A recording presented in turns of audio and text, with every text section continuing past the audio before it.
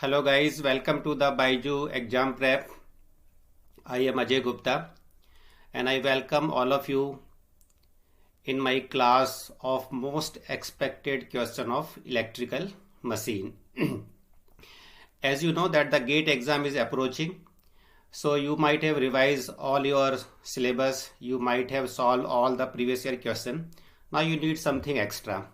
So for this purpose, I have started a series of the question yesterday.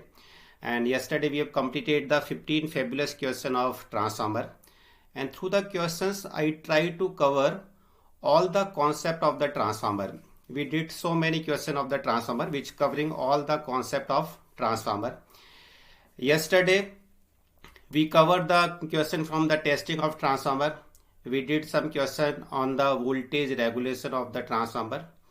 We also did some question on the efficiency of the transformer, the PU resistance and the PU reactance of the transformer. We did some question on the parallel operation of the transformer. Similarly, we did some question on the three-phase transformer and also some question on the harmonic of the transformer.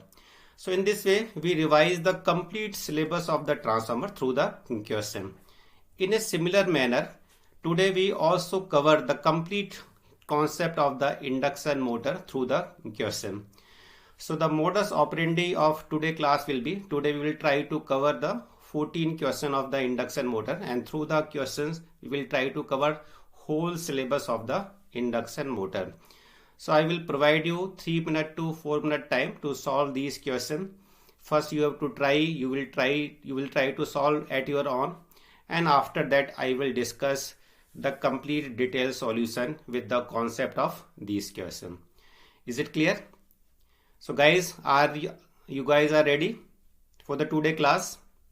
So next, let us see who will be the king or queen of the induction motor. Okay, so good evening Mani, good evening Mayank, good evening Ayan, good evening Subham Deve, good evening. So let us start the class. So this is about me. I am Ajay Gupta and I have the 20 year of teaching experience. I have done my MTech from NIT Jaipur. I got the single digit rank both in EAC exam as well as in the GATE exam. I generally teach all the core subject of the electrical engineering.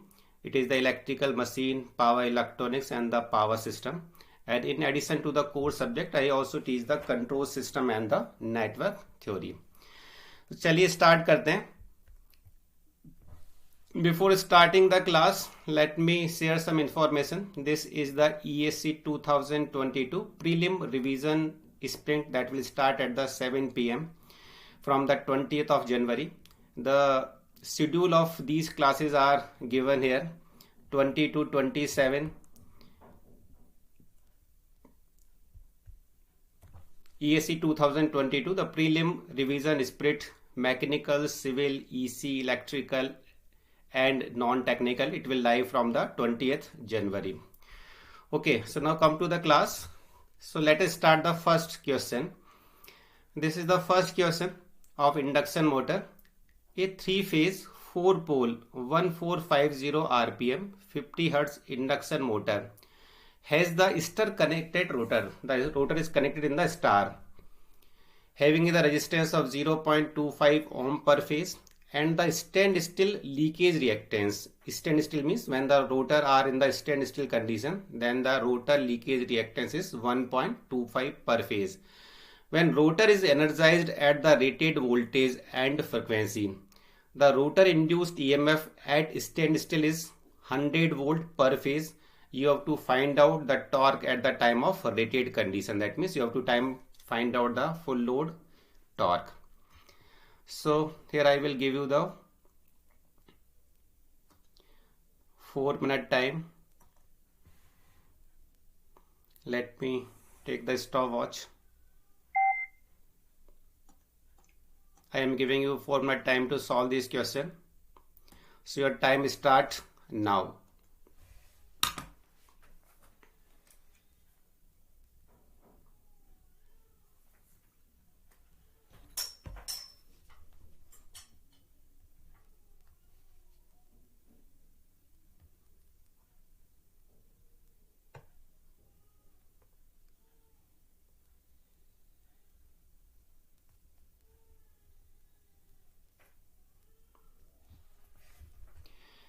Within 4 minutes you have to solve this question.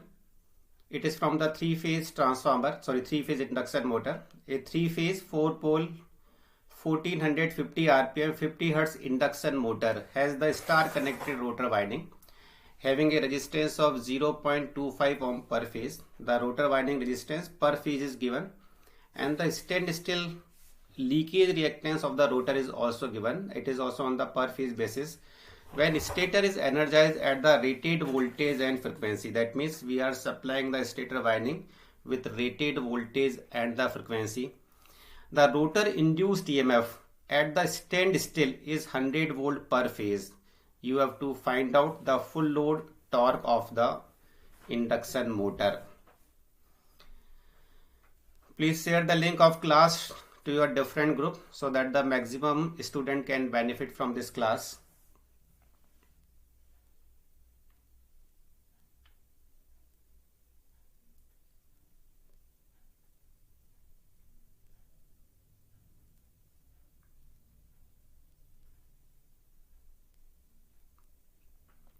Okay, now 2 minutes 13 seconds remain.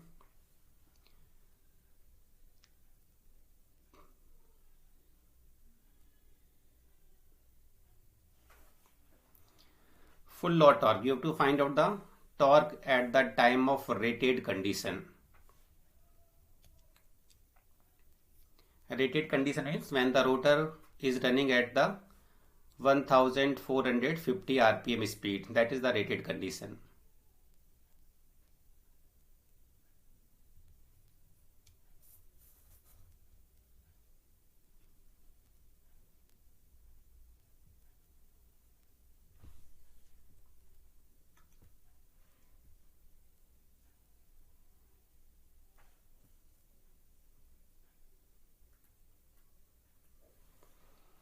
Neeraj, as per the Neeraj Kumar, the answer is B, 24.79, and as per the Mayank, it is also 24. Neeraj, it is B.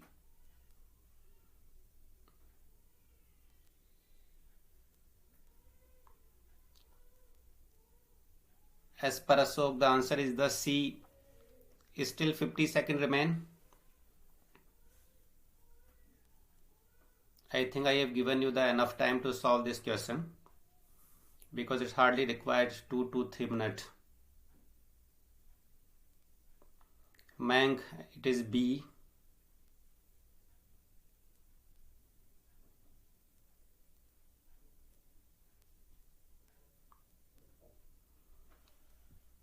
Strength is low in today class. Just share this link in your group. 24.7. Okay, last 10 minutes. Only 9 minutes left.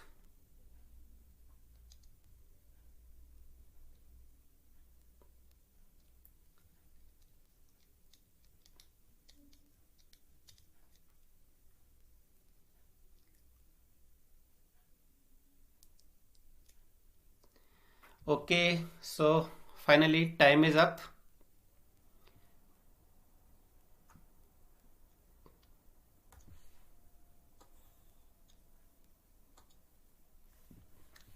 Let me solve this.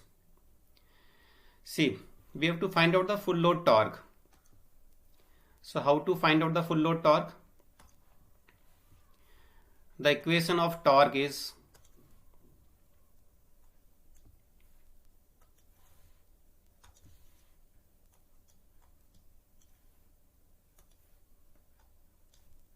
PG air gap power divided by omega s. If I divide the air gap power with omega s, you will get the torque. Air gap power is I2 square into R2 by S divided by omega s. This is the torque. At any slip and at any current, you can find out the torque by using this equation. So first we find out the slip at time of the full load. We have to find out the rated slip.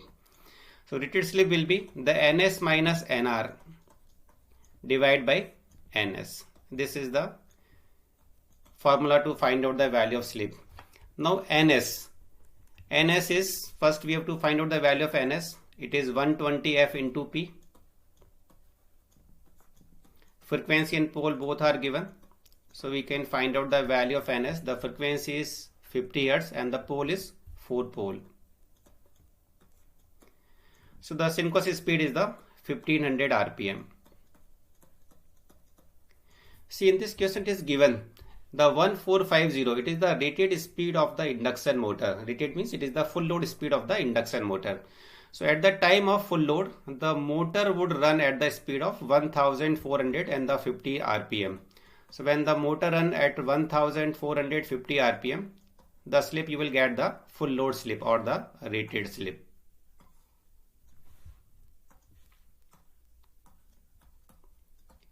If I calculate by using this formula, I will get 1 upon 30. So 1 upon 30 is the full load slip. So we have calculated the value of full load slip. R2 is already given. Now we have to find out the value of rotor current at the time of full load.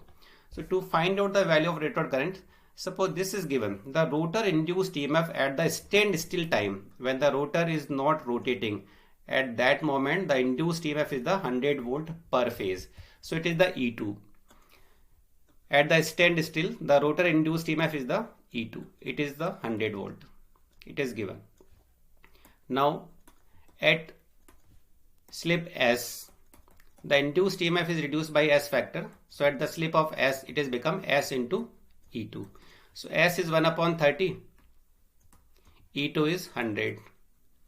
100 volt per phase. It is given 100 volt per phase. So it is 100 volt per phase.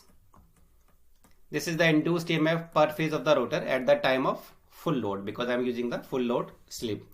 Now I will find out the current at the time of full load, that is the rated current or the full load current. So induced EMF is equivalent to S into E2.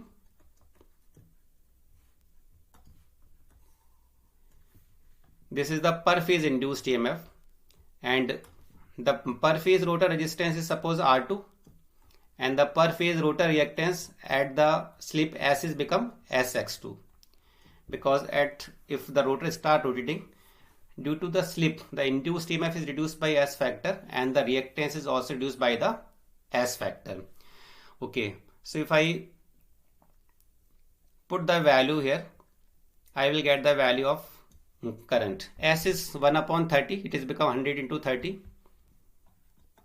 100 divided by 30.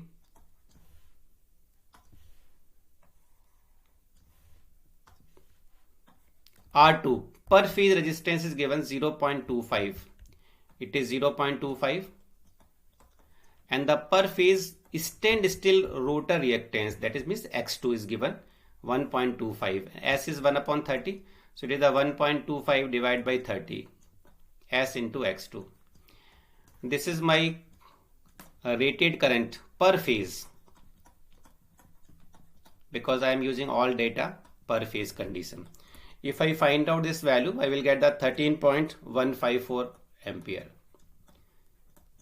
So at the time of full load, the rotor current per phase is this much. Now I will find out the value of torque. The per phase torque will be I2 square R2 by S divided by omega S. But we have to find out the overall torque, so I will multiply by per phase torque by 3. So it has become 3 multiplied by 13.154. R2 is given 0.25 and slip we have just find out 1 by 30. So if I put 1 by 30, it has become 1 multiplied by 30.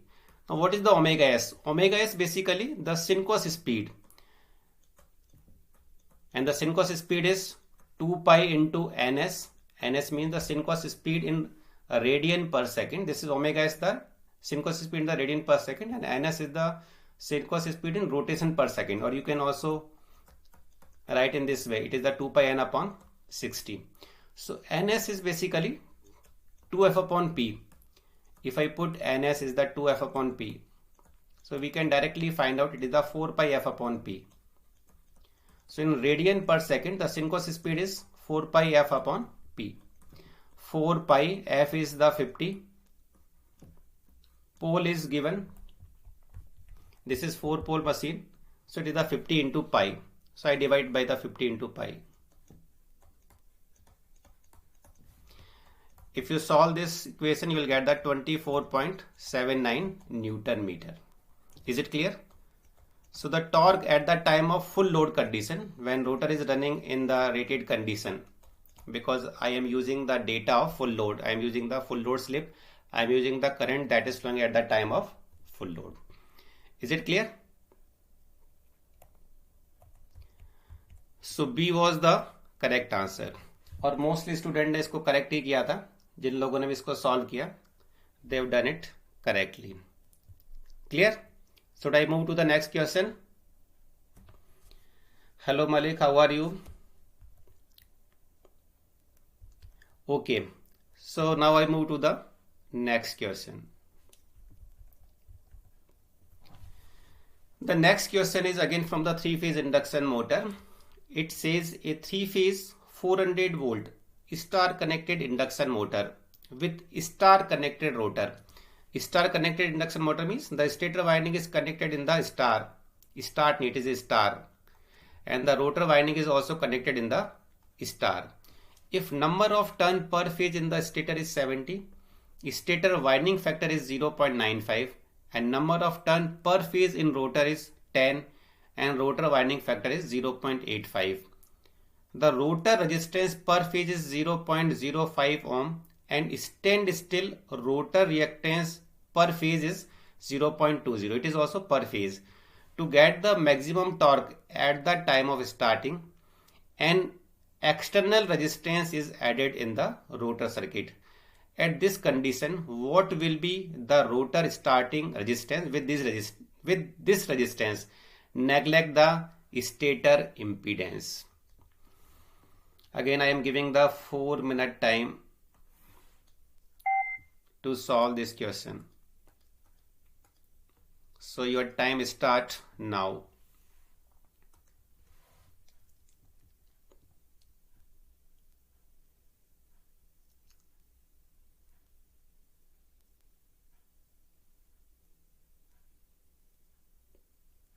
Yes. You have to find out the current at the time of starting when you have connected the resistance, because to get the maximum torque at the time of starting we have to add the external resistance. So including the external resistance, you have to find out the starting value of the current.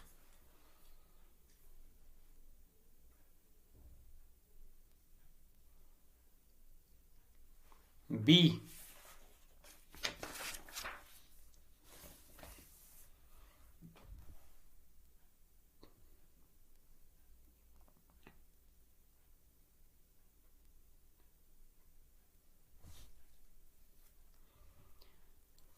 You have to find out the value of current when the resistance is connected. When resistance is connected in the rotor circuit, external resistance connected, at that time you have to find out the value of starting current.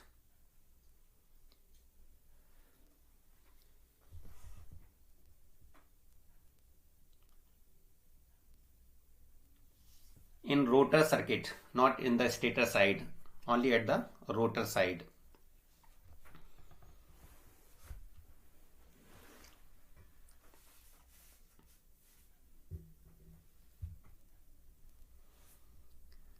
Yes, now only 2 seconds left.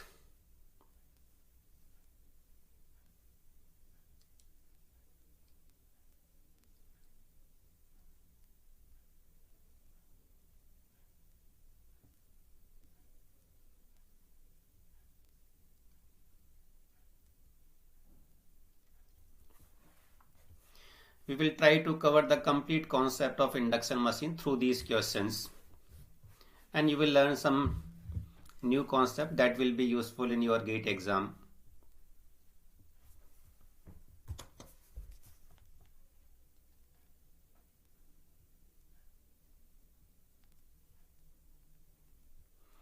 ये तुमने बहुत गलती किया है कि ये postponement होगा, ध्यान रखिए कभी भी पोस्टपोनमेंट नहीं होता है इस तरह की कंडीशन के अंदर। आपके कहने पर या किसी कोचिंग सेंटर की कहने पर PIL लगाने पर कभी भी गेट का पोस्टपोनमेंट नहीं होगा। ये मैंने आपको सब लोगों को पहले बता दिया था कि don't waste your time, just focus on your study. Yes, nobody have solved this question till now. It is a very simple question. Winding factor means it is a multiplication of pitch factor and the distribution factor.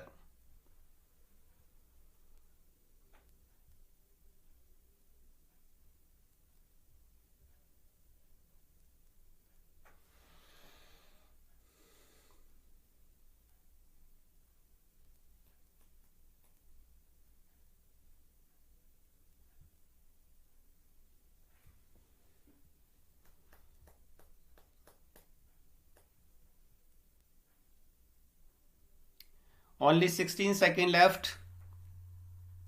Till now nobody is able to solve this question. It's hardly required 2 minute time to solve.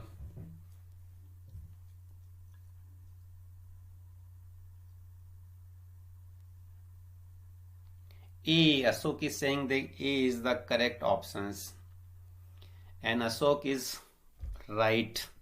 So finally one student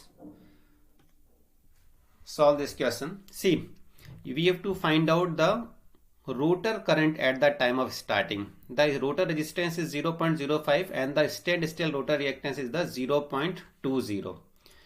So rotor resistance is given.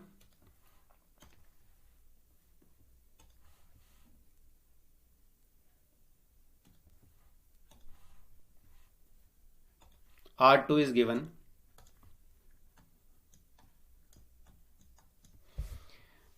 R2 is 0.05 ohm and X2 is 0.20 ohm. So to get the maximum value of torque at the time of starting,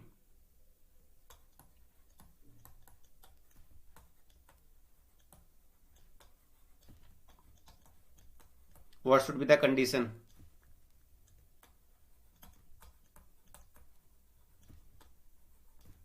We just go on the rotor resistance, so that we will get the maximum torque at the time of starting. The R2 should be equivalent to the X2. That means I will add some resistance here so that the value of overall rotor circuit resistance is become equivalent to the rotor reactance. So how much reaction resistance you will add? It will be the 0.20 minus 0.05. So finally you have to add 0.15 ohm value of resistance. This is on the per phase basis. So now we know the overall rotor resistance is become, overall rotor resistance is also become overall rotor resistance including external resistance overall 0.20 and the rotor reactance is also 0.20. Now we have to find out the value of rotor current. It is connected in the star. Rotor winding of induction motor is always connected with the star. If I know the value of E, the induced EMF in the rotor side, then we can able to find out the value of rotor current. So how to find out the value of E here? Because at the time of starting the S is equivalent to 1 only. So it will be the overall rotor resistance plus X2 square. See, for this it is given, neglect the stator impedance. We have to neglect the stator impedance. Suppose if I draw, I'm going to the next page. Suppose in this question it is given that the rotor winding is star connected and the stator winding is also star connected. So this is my stator winding.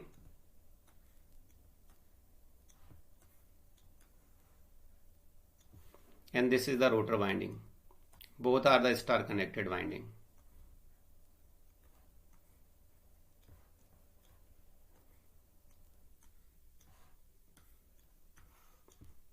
Rotor winding is always short circuited in case of induction motor, so it is a short circuit winding.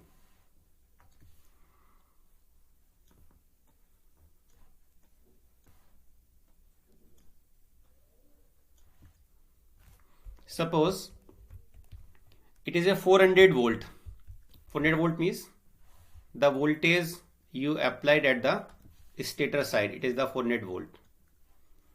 So it is given, this voltage is the 400 volt. No doubt the rotor winding has some resistance, it also has some reactance. So if I neglect this resistance and reactance, if you neglect this value of resistance and reactance, then the induced EMF here, it will be same as the per phase supply voltage. So it is become 400 by root 3. So this is the value of E1, the induced EMF per phase in the stator winding. Suppose the induced EMF per phase in the rotor winding is the E2. So how they are related? How they are related? The E2 upon E1, it is equivalent to N2 dash upon N1 dash. See, it is not N1 2 upon N1, it is the N1 dash into N2 dash upon N1 dash. This may be the new concept for the some student. N2 dash upon N1 dash means it is the effective number of turn ratio of stator winding and effective number of turn ratio of the rotor winding. In case of transformer, it were the N2 upon N1. So what is the effective number turn ratio? The actual turn ratio multiplied by winding factor. Effective number of turn ratio is the number of turn multiplied by winding factor. So always remember this thing, because both stator and rotor winding is the short pitch winding and the distributed winding. So we use the winding factor here. So N2 upon N1, see, N2 rotor number of turn is the 10 and the winding factor is the 0.85. It is become 10 into 0.85.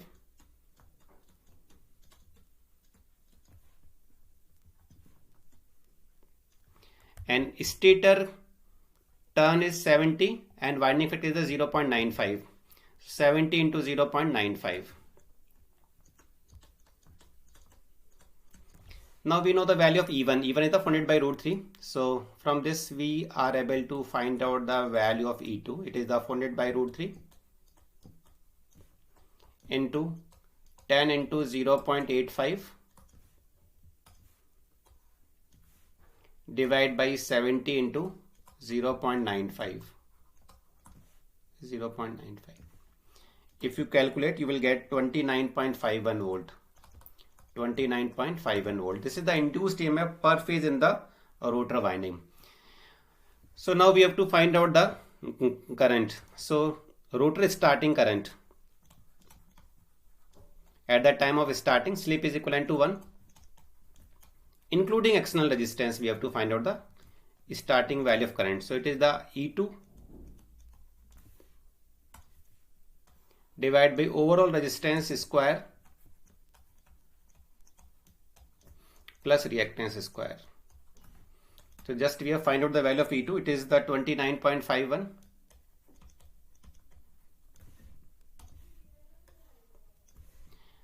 And if I add the external resistance, both values become 0.20 plus 0.20 square. If you calculate, you will get 104.31 ampere.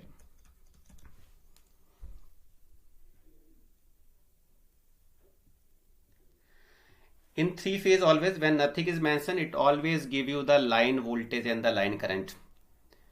Until unless it is mentioned that it is a phase voltage or the phase current, in three phase, whether it is a transformer or the motor, you always take it as a line voltage and the line current.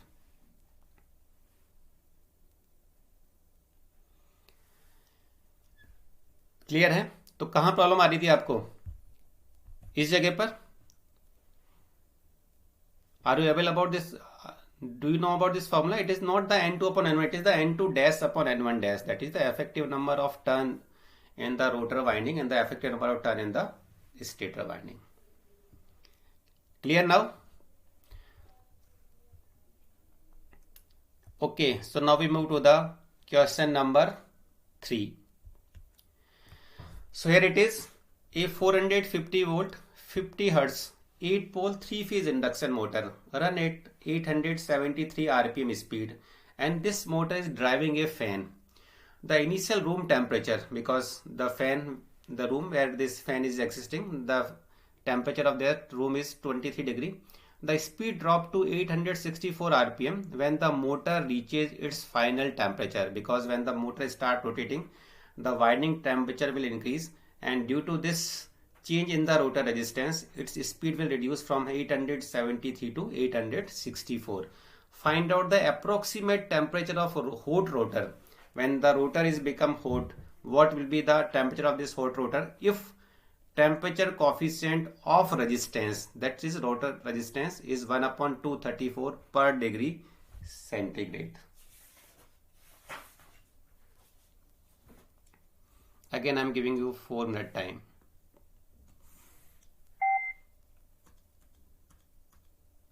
And your time start now. N2 upon N1 is the normal number of turn ratio, but N2 dash upon N1 dash is the effective number of turn ratio. This is the difference between the induction motor and the transformer. In transformer, the E2 upon E1 is direct N2 upon N1, but in the induction motor, it is the N2 dash upon N1 dash.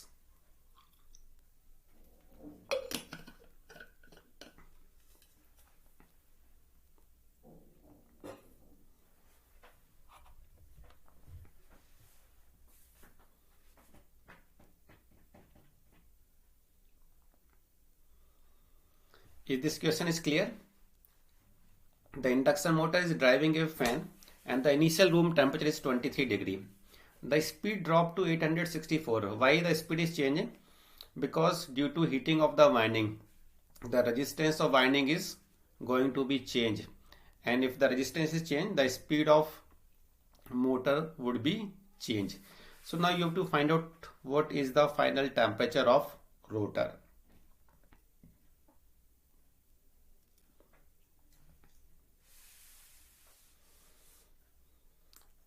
Generally we take the rotor, the resistance of rotor is a constant term, but the rotor resistance is also depend upon the value of temperature.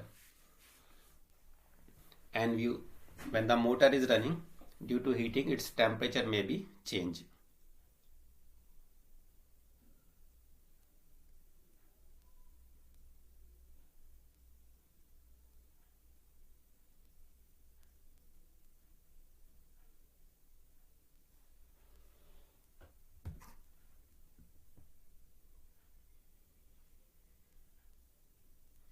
हाँ, triple E earth, yes I know, triple E earth तुम्हारे नाम से पता लग गया था मेरे को.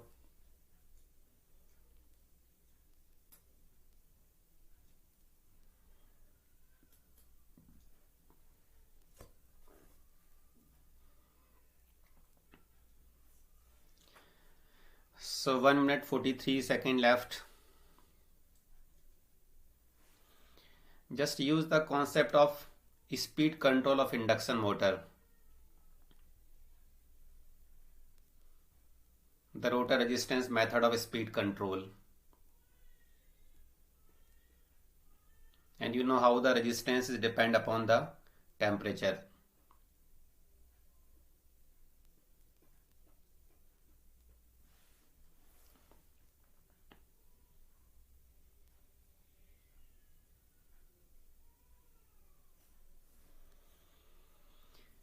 Still 1 minute left. The speed control of induction motor. How the speed of induction motor depend upon the rotor resistance. If the rotor resistance change, how you can change the speed of induction motor. Use that concept.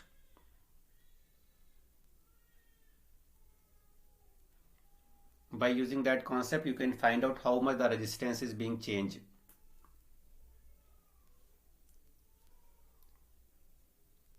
$202. No, it's a wrong answer. 41.73 is also a wrong answer.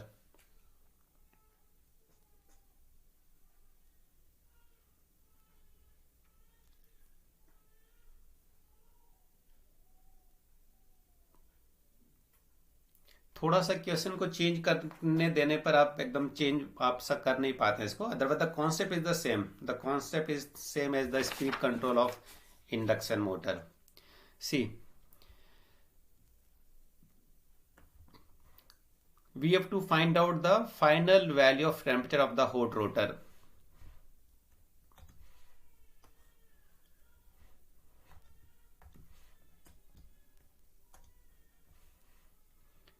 So let me do.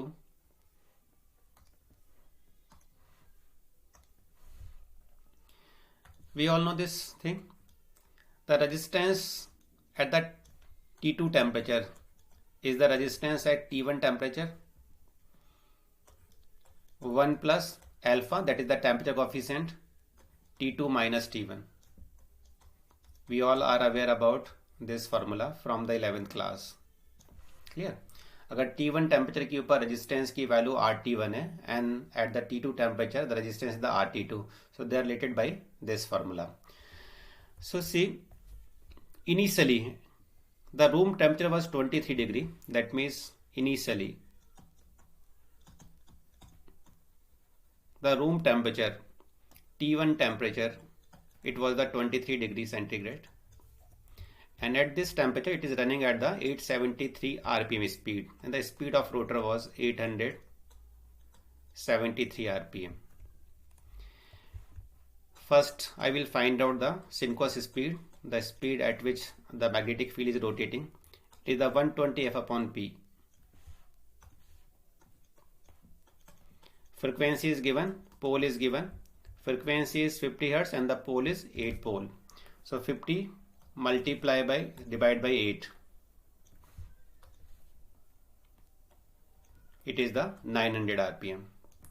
So initially the motor is running, suppose at the S1 slip. Slip is ns minus nr divided by nr. ns. So ns is 900 rpm. Initially it was running at a speed of 873 rpm. ns is 900 rpm. So initial slip at which it was running, it is 0.03. It is always the PU slip. Finally, when the rotor is get heated, its speed reduced to the 864 rpm. So the finally the speed is become 864 rpm. So what is the final slip? It is ns minus nr upon ns. No doubt the synchronous speed is remains same. 900 minus 863 divided by 900. If you calculate, it will come 0.04. Is it clear? Suppose now how the torque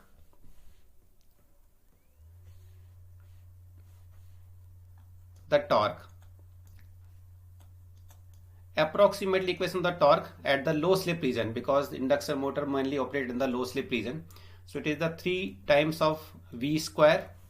If I neglect all the quantity as compared to R2 by S, then at the low slip region, the formula of slip is the 3SV square into R2. This is at low slip region, approximate formula to find out the value of torque. Because at the most of the time, induction motor operate at a very low slip. It operates at the 1% to 4% of the slip.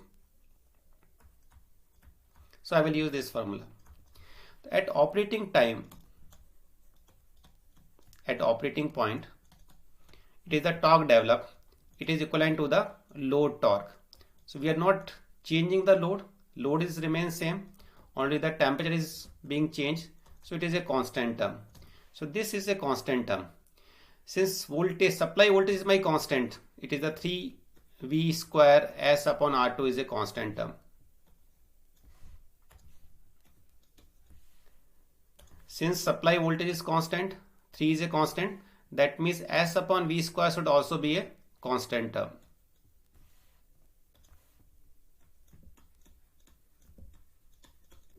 Clear? So S upon R2 should be also a constant term.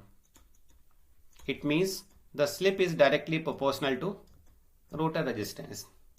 ठीक है, slip आपका directly rotor resistance के proportional है. If slip is directly proportional to rotor resistance, suppose when rotor resistance was R2, here rotor resistance was R1, the slip was S1.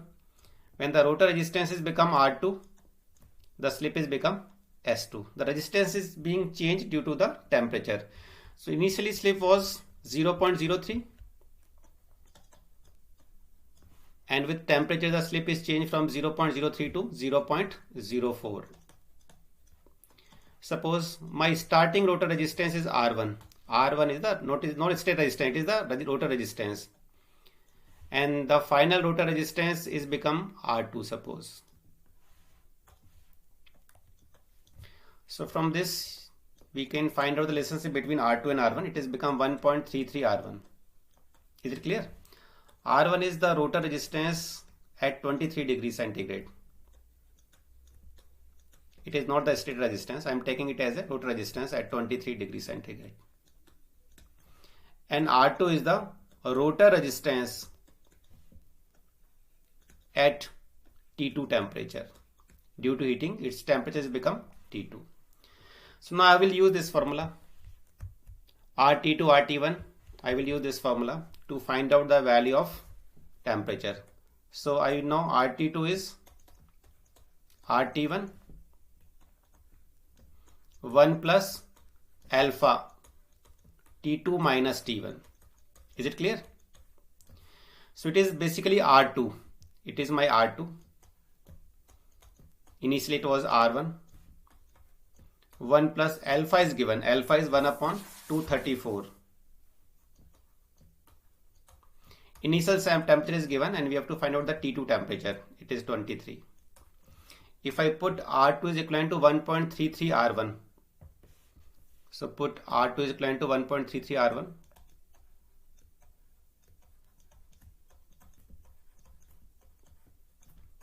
One plus 1 upon 234. T2 minus 23. Now solve this equation to find out the value of T2. If you solve this equation, you will get the value 100.2 degree.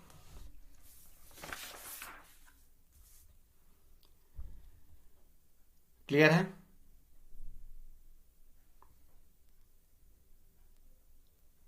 क्या आ रहा है? NS क्या आ रहा है? अच्छा, मैंने यहां पर 1 सेकंड किए. NS is the 50 degree. ये 50 हर्ट्ज कर दिया इसने. 1 second. Wait 120.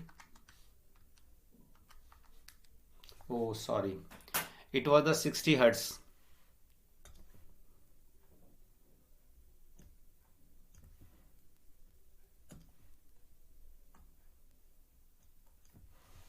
It was the 60 hertz. तो आप लोग ने निकाल लिया था क्या ये 50 hertz के according? It was coming 81.5 degree.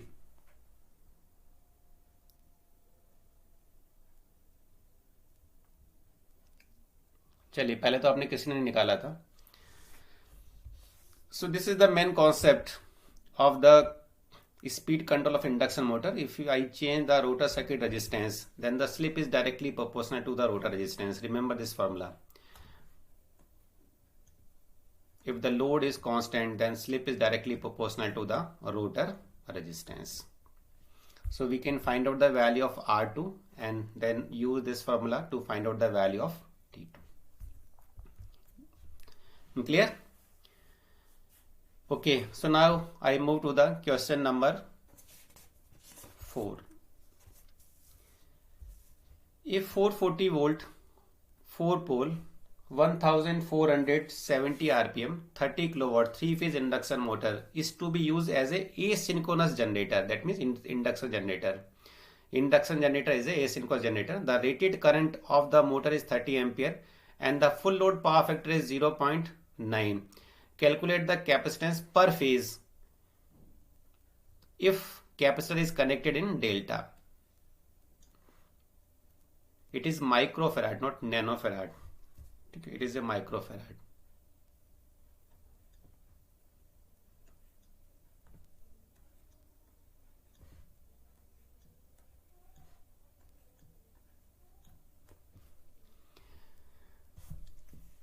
Okay, again I'm giving you 3-4 minute time.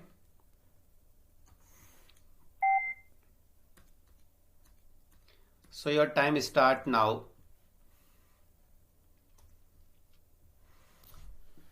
Basically it was the induction motor of rating 440 volt 4 pole 1470 rpm, and we are using this induction motor as a induction generator.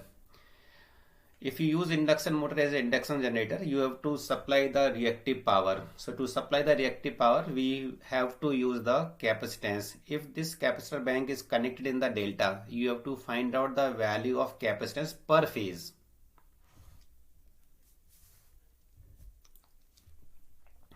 When induction machine or when the induction motor start working as an induction generator, it take the reactive power from the supply to create the rotating magnetic field and give the active power to same supply.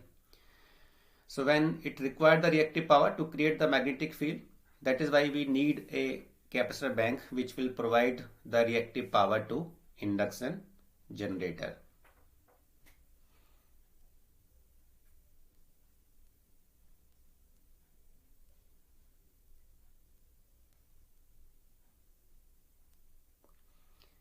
Yes.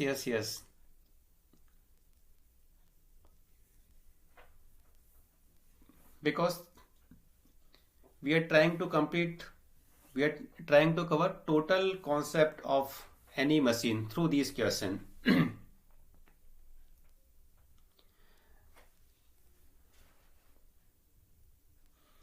I'm just trying to cover that part also which you generally neglect while doing the PYQ.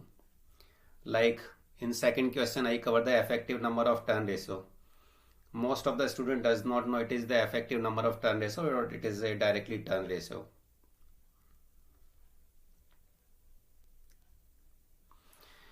Two minutes, 2 seconds remain.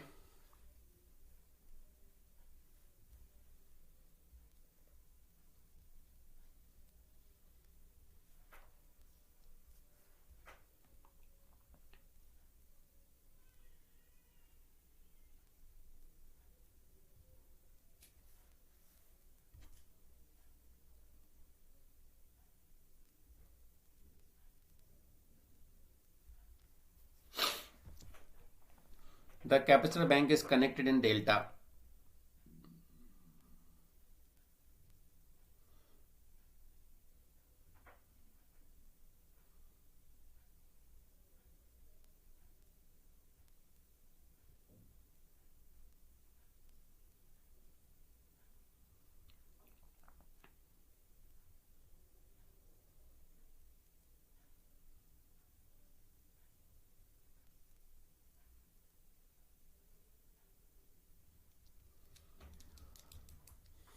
When induction machine work as an induction motor, it take active as well as reactive power from the supply. When we start working as an induction generator, it only take the reactive power from the supply to create the magnetic field and it give the active power to same supply.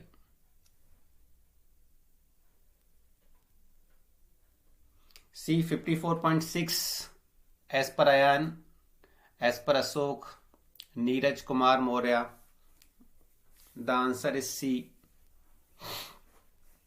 What about others?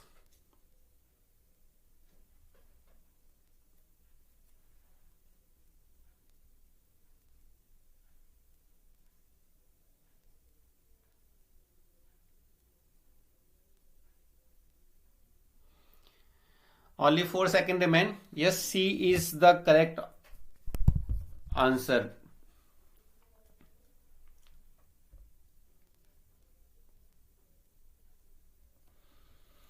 Okay, let me do this question.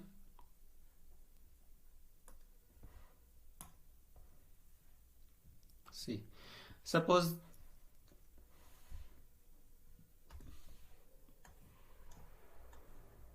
we are connecting the capacitor bank into the delta, and through this capacitor bank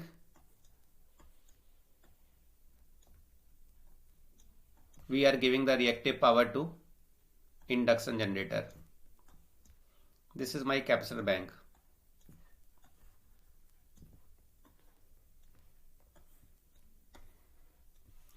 And through this capacitor bank,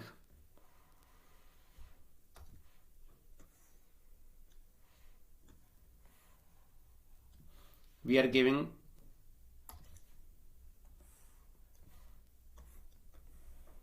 power to induction generator. Suppose this is the induction generator. I have drawn it as a box, induction generator. It works as induction generator. It takes the reactive power from the supply and it gives the active power to the same supply. So it is a 440 volt in 3 phase. When the 440 volt is given, it is always line voltage. 30 volt induction motor is used as a asynchronous generator.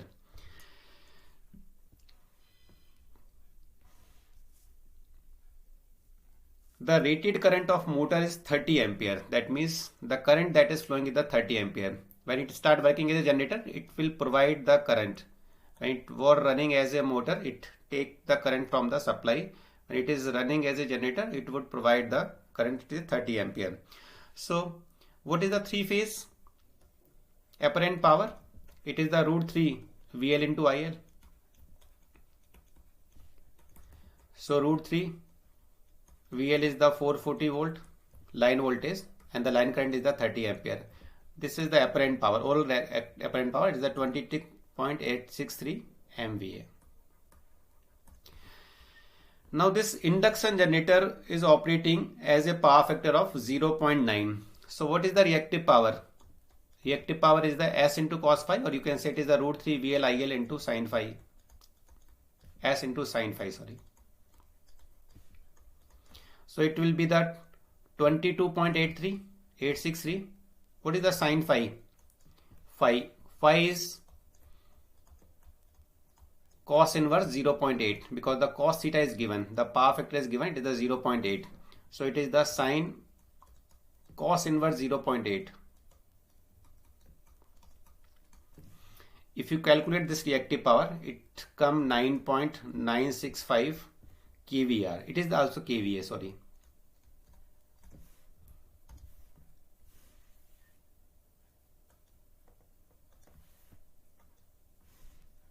It is the kVA. So basically it is taking 9.965 kVA power. It is an overall reactive power. And this reactive power is given by this capacitor bank. So what is the per phase reactive power? Per phase reactive power given by the capacitor bank. So whatever reactive power it is taking, it is given by the capacitor bank. So it is a 3-phase machine. So I divide it by 3. Sorry, it is a 9.96 ampere divided by 3.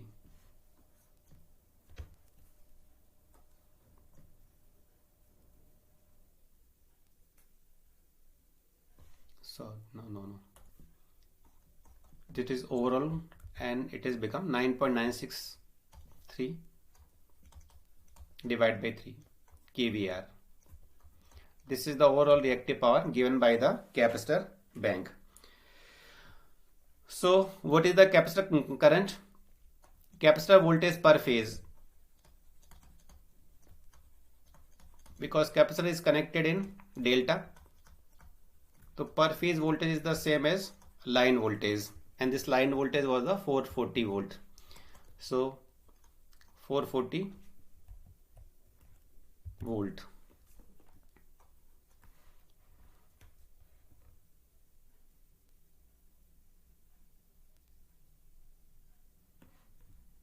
Now capacitor current per phase.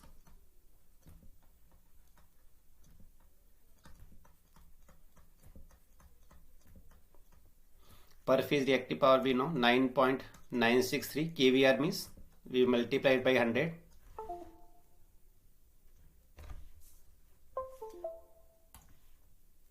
Divide by this voltage 440 volt. No doubt is the 3. So this is the capacitor current per phase 7.547. Reactive power को आपने voltage से divide किया, ये आपको मिल गया. I am just telling what is the difference between the generating mode and the breaking mode. So if you know the voltage and current, we can find out the capacitive reactance. Voltage per phase divided by the current per phase. Voltage per phase is the 440 volt and the current per phase is 7.547. If you calculate, it will come 58.30 ohm. So capacitive reactance per phase, it is the per phase, is 58.30 ohm. But we have to find out the value of capacitance. So Xc is what? Xc is the 2 pi Fc, 1 upon omega c, or the 2 pi F into C. So this is 58.30.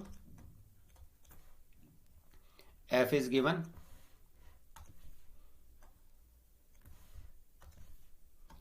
Two into pi into 50 into C, 58.30. If you calculate this equation, you will get the 54.6 microfarad.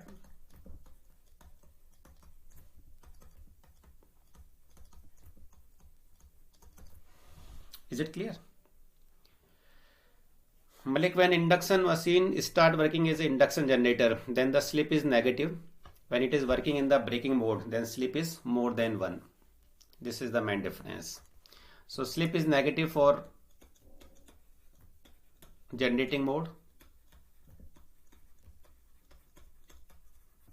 If induction machine is working as a generator, the slip would be negative, and the slip would be greater than 1 if it is operating at the breaking mode. At the time of breaking mode, the direction of rotating magnetic field and the direction of rotation are opposite to each other. But in the generating mode, the direction of magnetic field and the direction of rotor are in the same direction. But the speed of rotor is greater than the speed of rotating magnetic field.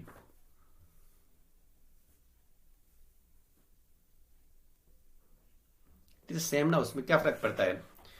देखिए, induction motor is just like a transformer. We have a two winding, primary winding and the secondary winding. Similarly here we have a two winding, stator winding and a rotor winding. ठीक है. What is the meaning of slip frequency? What is the slip? Slip is basically the difference between the coil and magnetic field. If there is a relative velocity between the magnetic field and the coil, then as per the Faraday law, the EMF would be induced. So slip is nothing but it is basically the relative velocity between the magnetic field and the coil. If you are giving supply to the stator winding, then the coil will be the rotor winding. If you are giving supply from the rotor side, then the coil will be the stator winding.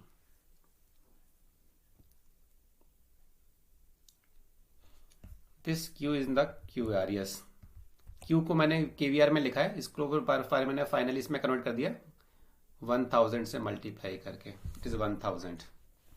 It is become VA. Clear?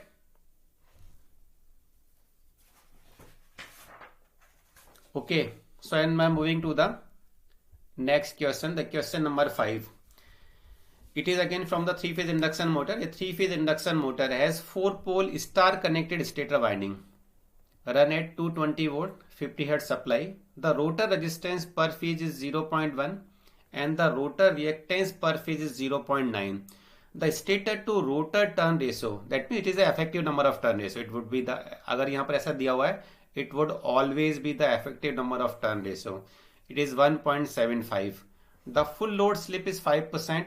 The overall loss of the motor when it delivered maximum torque would be. You have to find out the overall loss in the motor when it is delivering the maximum torque.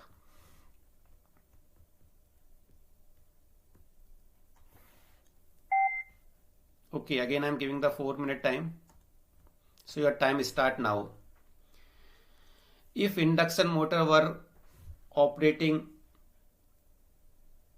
at the maximum torque condition, at that condition you have to find out the overall losses.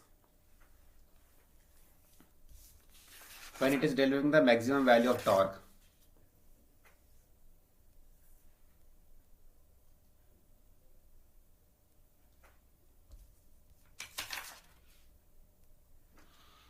Overall, it is basically overall copper loss है ना. This is only copper loss, rotor copper loss. The overall rotor copper loss of the motor is.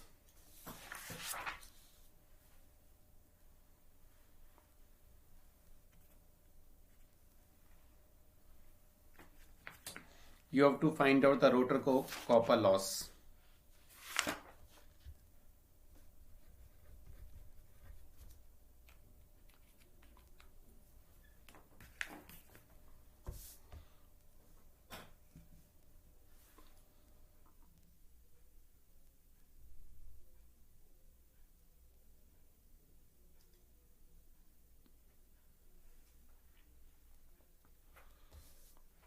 यानी आपको rotor की copper loss बताना है when the induction motor is delivering the maximum torque.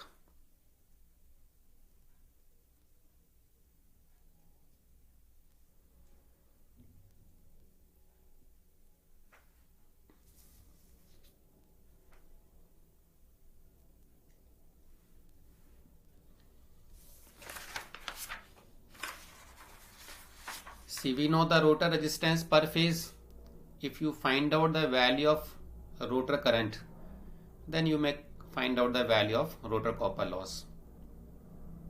So to find out the rotor copper loss, just find out the value of rotor current, because the rotor resistance is already given.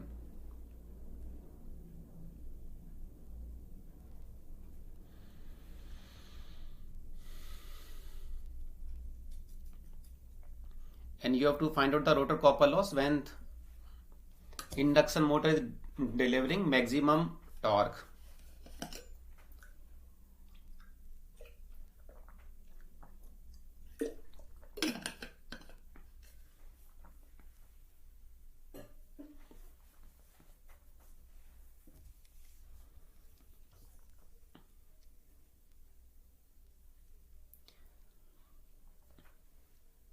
Again, neglect the stator impedance.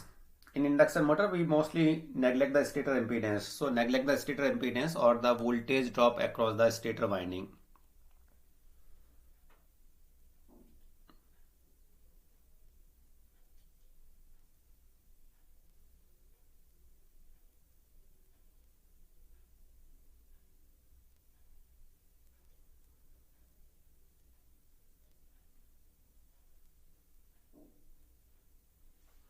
C, 982.72 watt.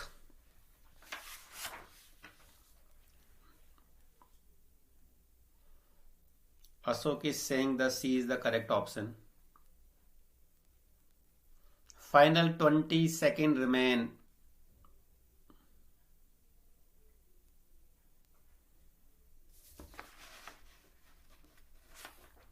अच्छा, मैंने ऊपर 0.8 लिख दिया था क्या power factor? Sorry, ये 0.9 था.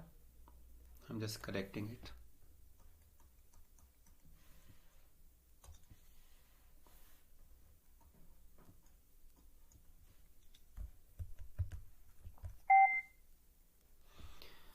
Last 10 seconds. Stop. I think it stop working. Name is Money saying B is the correct option.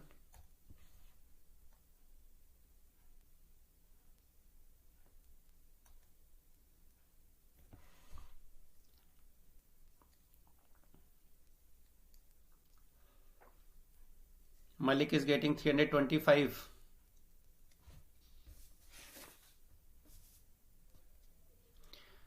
Okay, so let me solve.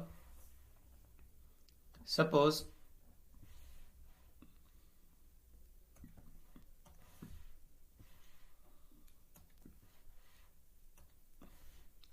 if I draw the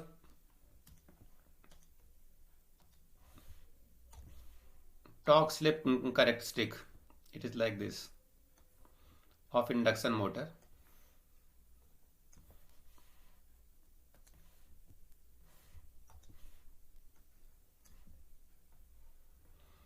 This is the torque slip characteristic of the induction motor. Here we use the slip. In the y-axis there is a value of torque. So this is the maximum value of torque, and the maximum value of torque is occur at a particular slip which is called the SM. SM is the slip at which maximum torque occur. Clear? SM is the slip at which the maximum torque occur, and we know that value of SM is depend upon the rotor resistance and the rotor reactance R2 and X2. The rotor resistance is given 0.1 and the rotor reactance is given, it is a 0.9. The slip at which maximum torque occur is 1 up by 9. So when the maximum torque is occurring, it is operating at the 1 upon 9 slip.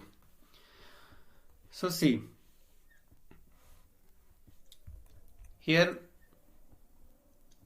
we are giving stator winding the 220 volt supply. If stator impedance is neglected, 220 is the line voltage. Clear? So if stator impedance is neglected,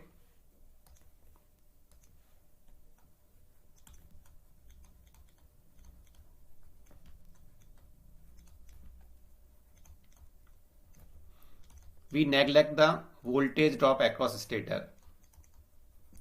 So the voltage per phase, it is also the induced EMF per phase in the stator winding.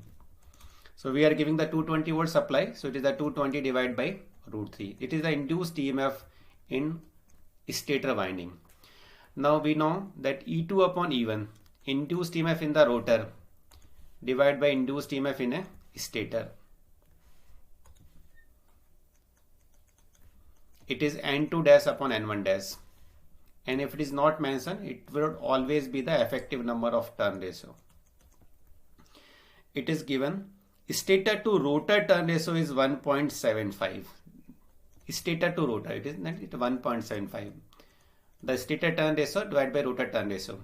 So E2 will be E1 220 by root 3.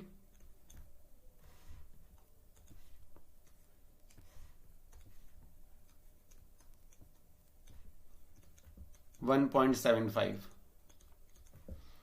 So E2 is 72.6. What is the E2? E2 is the induced EMF in the rotor at the time of standstill. So it is basically the induced EMF of rotor.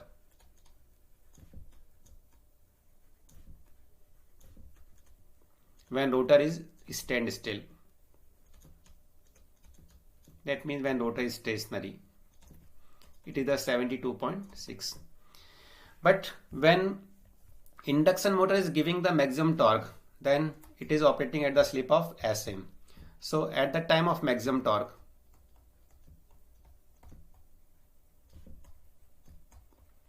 the induced EMF, because at the S slip, the induced EMF is become S into E2.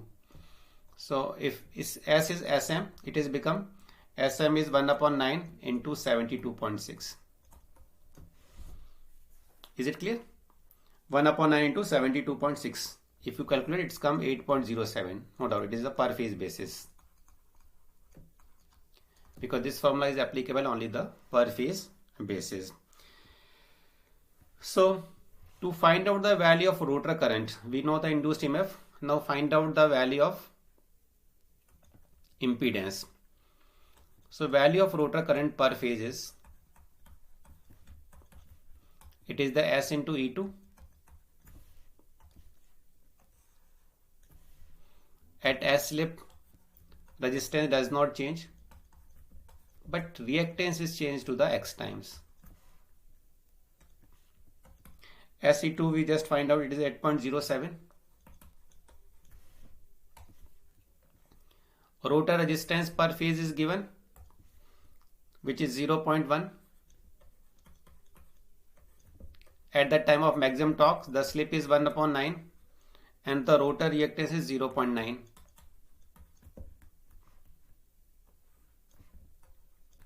Clear? If you calculate the rotor current per phase, this is current per phase, it's come 57.23 ampere. So if I know the value of rotor current, then I can find out the rotor copper loss.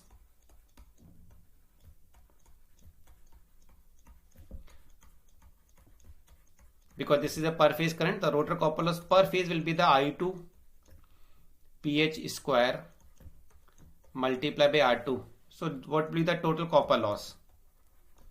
Total copper loss would be 3 times of this value. 3 of I2 PH square multiplied by R2. It is 57.23 square and rotor resistance is 0.1.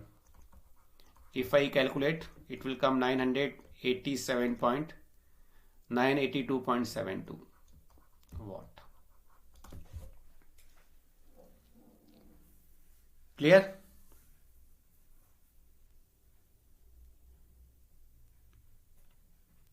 So in this way you can find out the overall copper loss in the rotor side, because the rotor resistance was already given.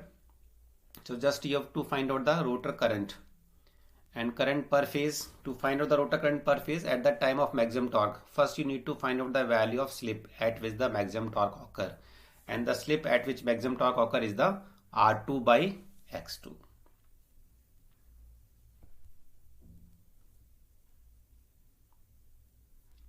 Clear?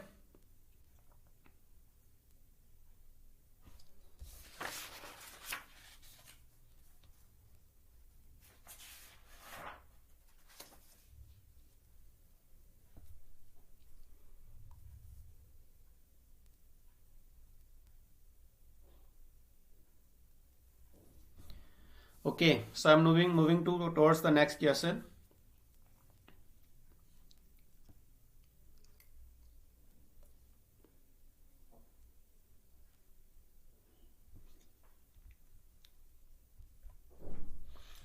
This is the question number 6.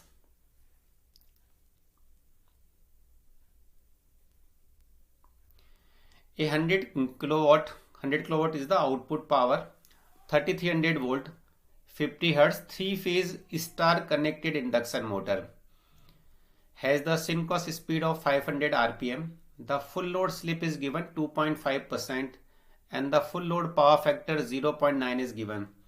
The stator copper loss 2440 watt, iron loss 3500 watt and the rotational loss 1200 watt.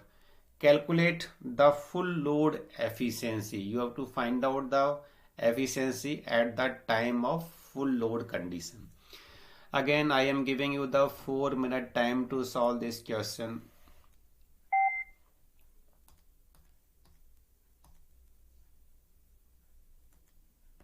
And your time starts now.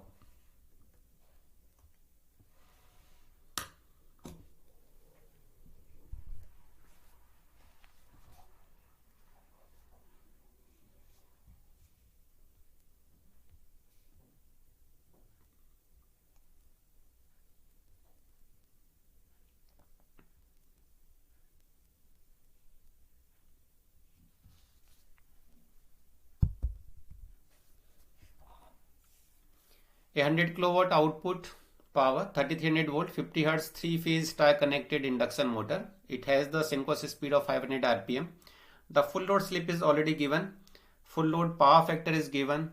Stator copper loss is given. Iron loss is given. Rotational loss is given. Find out the full load efficiency. Just use the power flow diagram. By using power flow diagram, you are able to find out efficiency is the input power divided by output power. Since output power is already given, so just you have to find out the input power.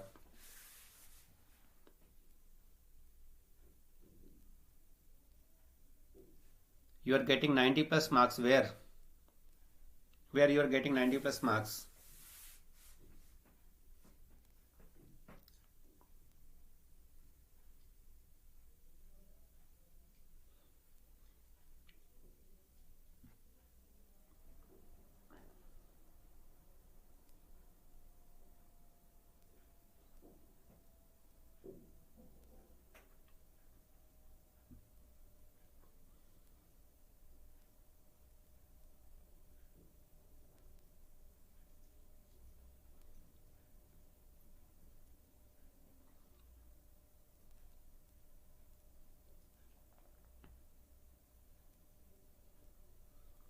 Yes, Mr. Third account where you are getting the 90 plus marks.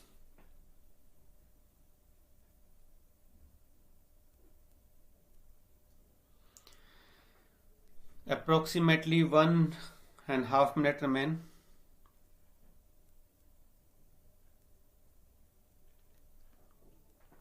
The output power is already given. You just have to find out the value of input power, and the efficiency is the input output power divided by the input power.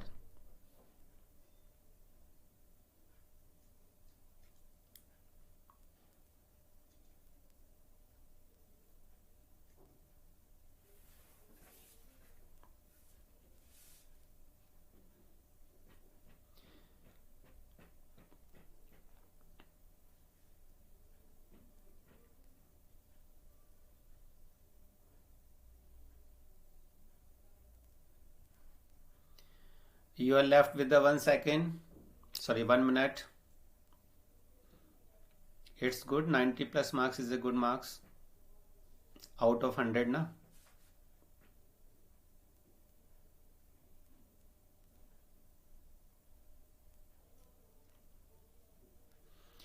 As per Neeraj Moria, A is the correct options. Ashok के according भी A is the correct answer. Full load condition में efficiency निकालनी है. The efficiency at the time of full load.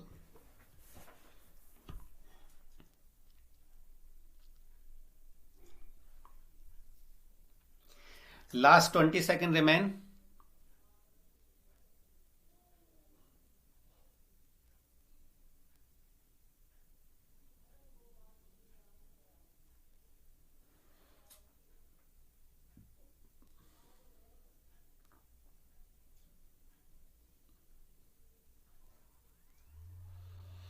As per the triple E, C is the correct option.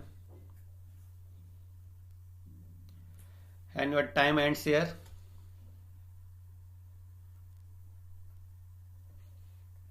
(70 to 80) is also very good marks.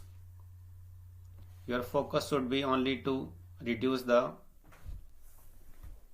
silly mistake, and you can reduce the silly mistake just reading the question by 2 or 3 times. जितना time आप questions को read करने में देंगे उतना इसको solve करने में कम टाइम लगता है. ठीक है. Okay.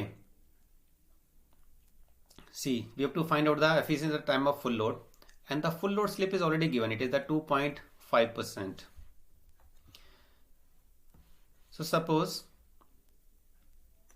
if you know about the power flow diagram of induction motor, this is the power flow diagram.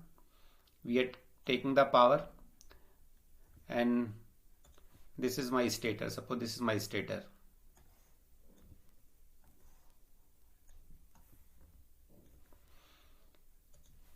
From stator, this power went to the rotor. So this is the rotor.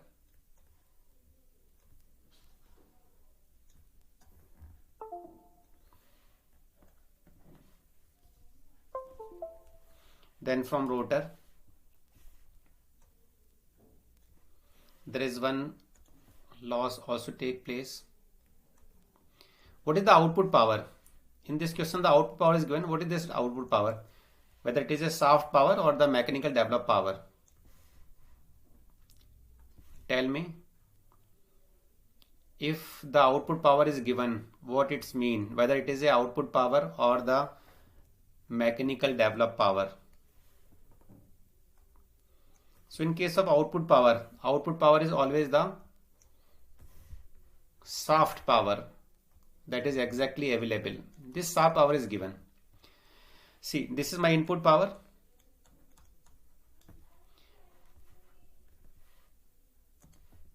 This is stator and this is rotor.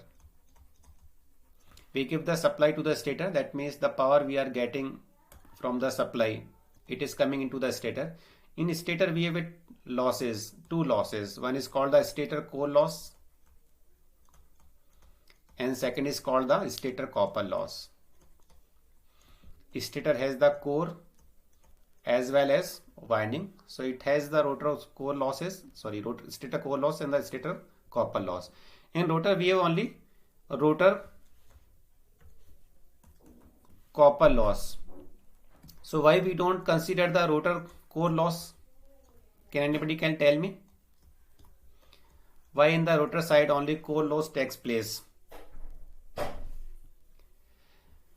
This is the power which is being transferred from stator tie to rotor side, because between stator and rotor there is a air gap, so it is called the air gap power. And this is finally mechanical developed power, the power that is converted from electrical power to the mechanical power. It is called the mechanical developed power. When the power is converted into the mechanical power, then again there will be a losses that is called the mechanical losses. Mechanical loss is the mechanical in nature, so it would be take place only in case of mechanical power. यानी पहले electrical power mechanical power में convert होता है. After that the mechanical loss will be takes place. So we have the shaft power. The shaft power is given, it is 100 kilowatt. Shaft power is given. The output power is the 100 kilowatt. 100 kilowatt means 100 into 1000 watt power. If you know about the mechanical losses, that are rotational losses, you can find out the value of mechanical developed power. If I add the mechanical losses, rotational losses 1200 watt,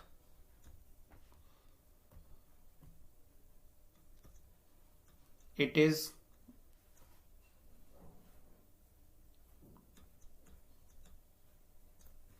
101.2 watt, 0.2 kilowatt.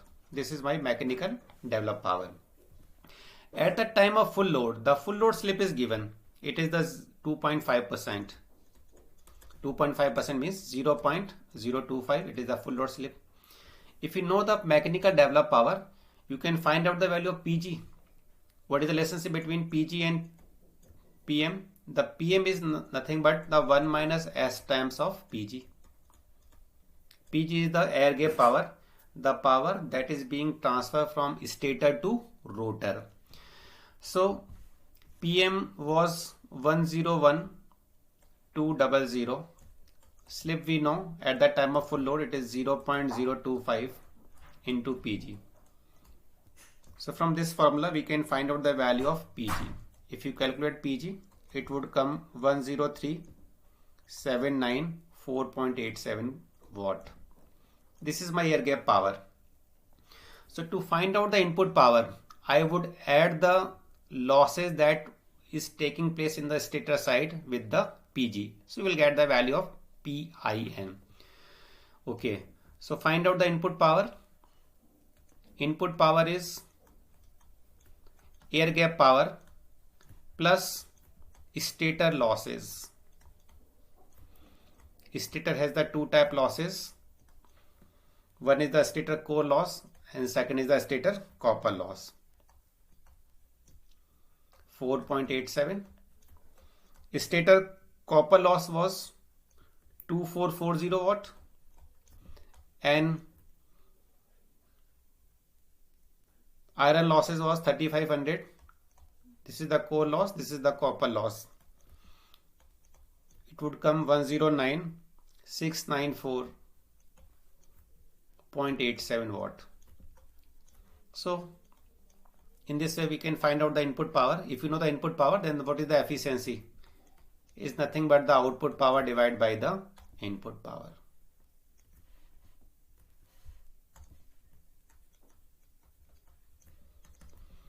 Output power was 100 kilowatt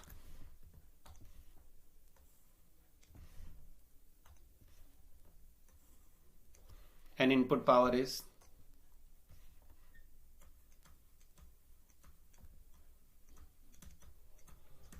if you solve it would come 0.9116. that means the 91.16%.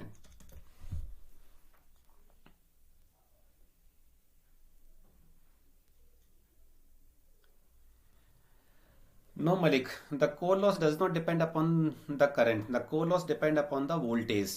Core loss is the no load losses. So why we neglect the core loss in the rotor side? Yes, Malik was correct. You find out the right answer.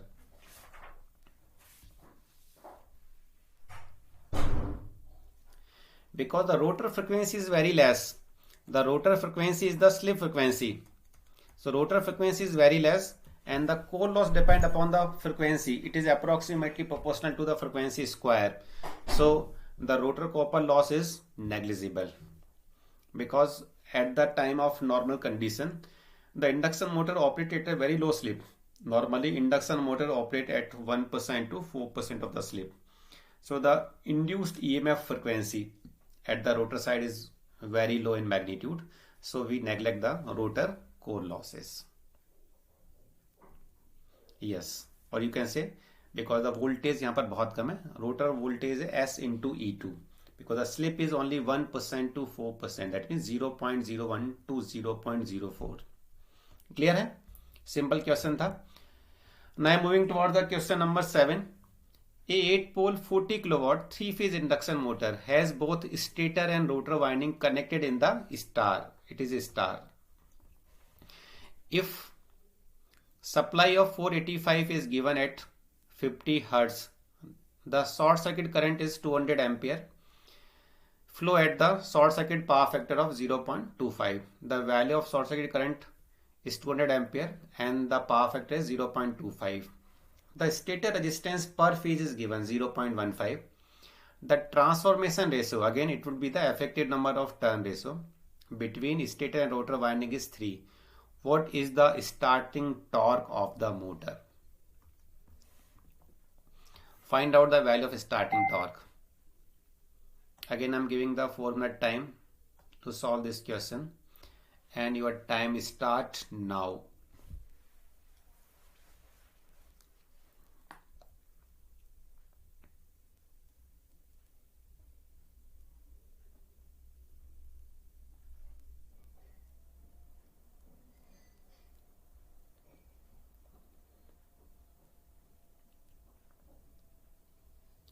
Both stator and rotor winding of induction motor is connected in the star. Supply voltage is the 485, no doubt it would be the line voltage. The short circuit current is 200 ampere. It is flowing at the power factor of 0.25. Stator resistance is given, it is the 0.15. The transformation ratio between stator and rotor winding is 3. What is the starting torque of the motor? I am giving a hint. The equivalent circuit at the time of starting or at the time of short circuit is the same.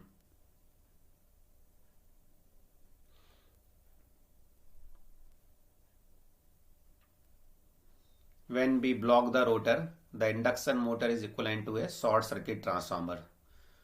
So the equivalent circuit at the time of short circuit or the equivalent circuit at the time of starting is the same in case of induction motor.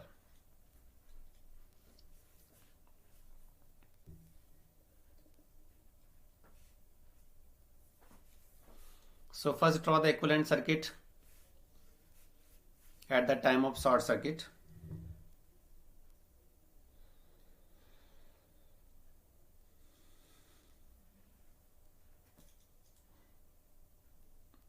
In block rotor condition, induction motor is equivalent to a short circuit transformer.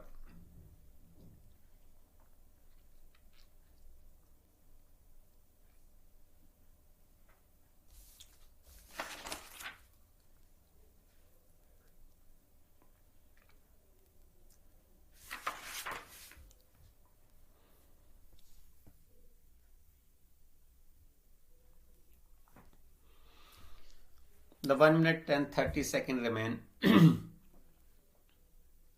Both winding is connected in the star, stator winding as well as rotor winding. No doubt the rotor winding of induction motor is always connected in the star, but in this case the stator winding is also connected in the star.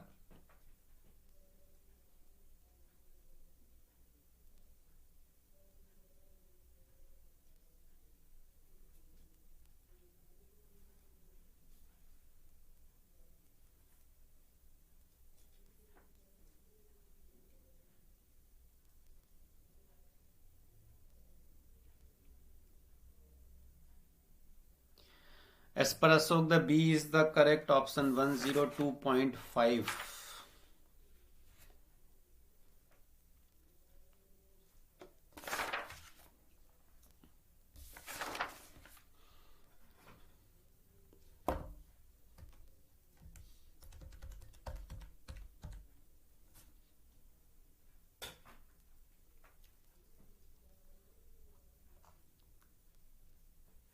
As per triple E, B is the correct option.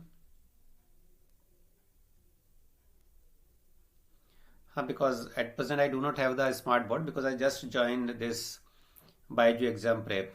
No doubt, I also like to teach with the smart board.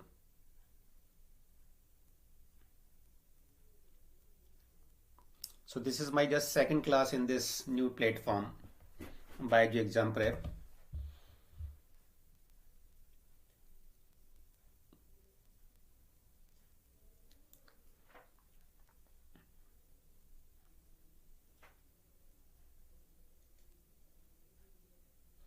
But I think without a smart board I also look smart. So मेरे को smart दिखने के लिए smart board की जरूरत नहीं है.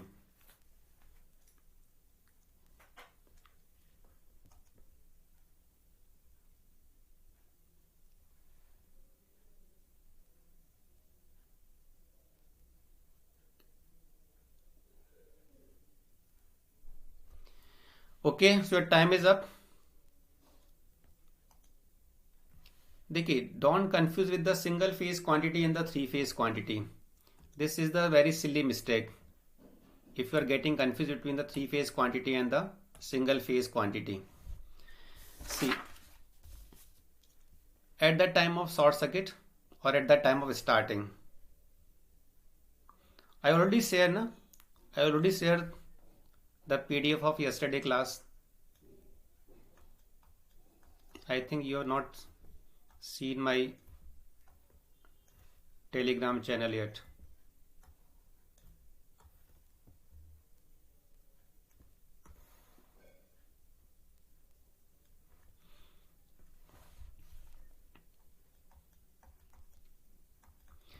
Whenever we draw the equivalent circuit of induction motor, it is always referring towards the stator side. So this is the stator resistance R1, stator leakage reactance X1, rotor resistance referred to the stator side R2 dash, and the rotor resistance referred to the stator side is the X2 dash. At the time of short circuit, the slip is equivalent to 1, and at the time of starting, the slip is equivalent to 1. So instead of R2 by S, we are using the R2 dash. So we don't use at the stated time, we do not use the parallel branch because the current flowing in the parallel branch is very less as compared to the current flowing in this branch. So suppose this is equivalent circuit of a three-phase system is always drawn on the per phase basis. Since the stator winding is connected in the star and the supply voltage was 485. In three phase, the voltage that is giving is always be the line voltage. So the phase voltage will be the 485 divided by root 3. This is my phase voltage. And at the short time, it is taking current of 200 ampere. It is taking current of 200 ampere at 0.25 power factor. Can you tell me why the power factor is so much low? Why power factor is so much low at the time of starting? Whenever the induction motor starts, it operates at a very low power factor. Only at the time of running condition, the power factor is improved from 0.1 to 0.8 to 0.9. So this is my equivalent circuit.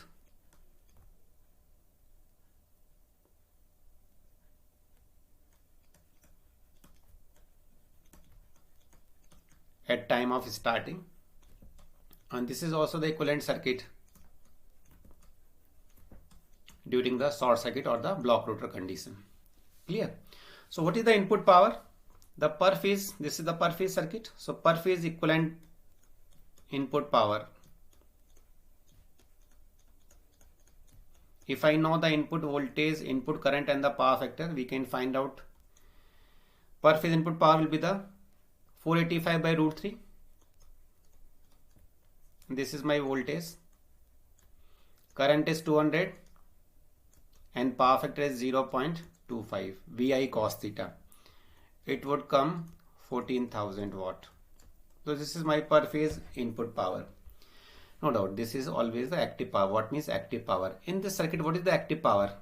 This I square multiplied by R1 plus R2 dash. So this is basically I square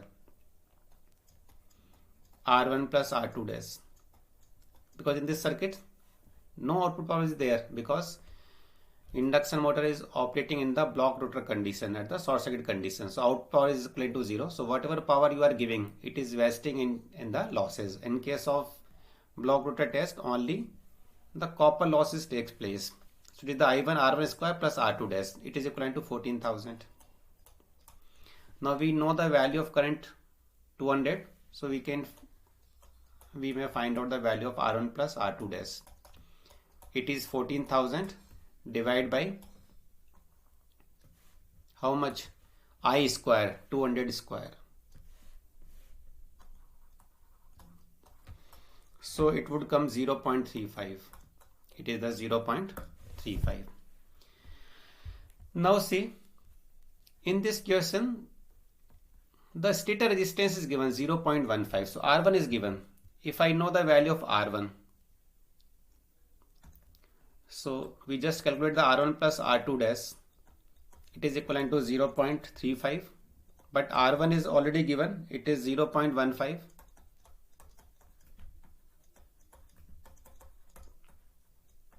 So from this you can find out the value of R2 dash. R2 dash is the rotor resistance referred to primary side. Let me connect the chargers.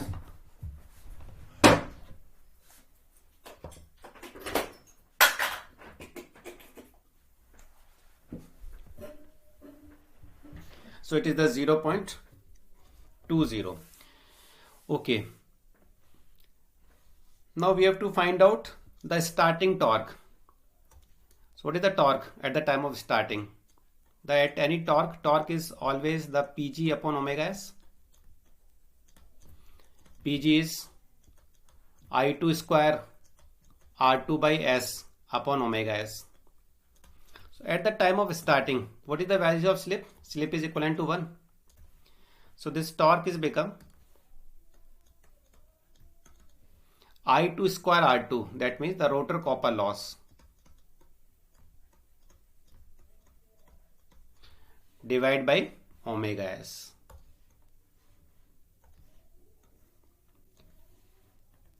Clear? If you divide rotor copper loss by omega s, you can get the starting torque, because at the time of starting the slip is equivalent to 1. Now what is the rotor copper loss? From this equivalent circuit you can find out the rotor copper loss. It will be this current square multiplied by R2 dash. या तो आप secondary side में refer करिए, directly आप find out कर सकते हो. This current multiplied by this R2 dash, it is the rotor copper loss. Because whether you find the rotor copper loss referring to the primary side or referring to the secondary side, it would always remain same. Because in the primary side and the secondary side, power does not change. Only voltage change, current change, and okay, but the power does not change.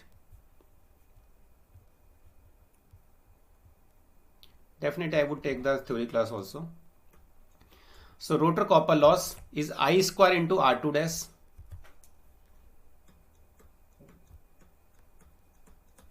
divided by omega s. What is the I square? I is 200 and R2 dash, we just find out the value of R2 dash. It is the 0.20. And omega s. Omega is the synchronous speed in radian per second. And I just told you the synchronous speed radian per second was the 2 pi ns, and ns is the 2 f upon p. So it is the 4 pi f upon p. So frequency is given. It is the 50 and pole is the 8 pole. So it is become 25 pi. So just put this value here, 25 pi. This is the starting torque per phase basis. This is the per phase basis.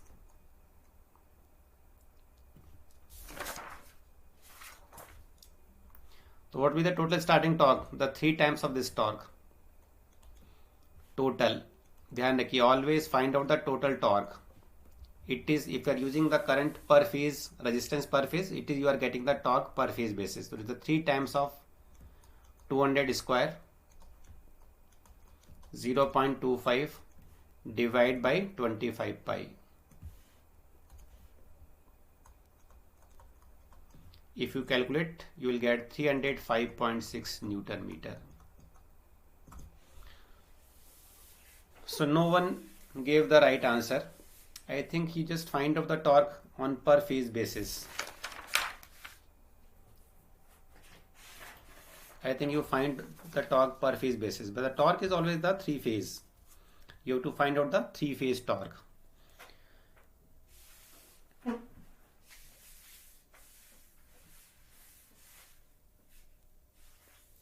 Clear? So you have to multiply it by 3. So always remember, at the time of block rotor, or when the induction motor is just in the starting, on the verge of starting, the slip is equivalent to 1. So it, at that time, it behave like a short circuit transformer. So equivalent circuit at the time of short circuit or the equivalent circuit at the time of starting is always same. Okay, so now move to the next question. This question on the starting method, a 20 horsepower, 400 volt, 900 RPM, 3 phase, 50 hertz, 6 pole squirrel cage induction motor with 400 volt applied take 6 time of full load current at standstill and develop 1.8 times of the full load torque. The total full load current is 30 ampere if we use auto transformer starting, so that the full load torque is produced at the time of starting. What will be the line current? When we are using the auto transformer starting method, in that condition you have to find out the value of line current. So again I give the 3-minute time and your time start now.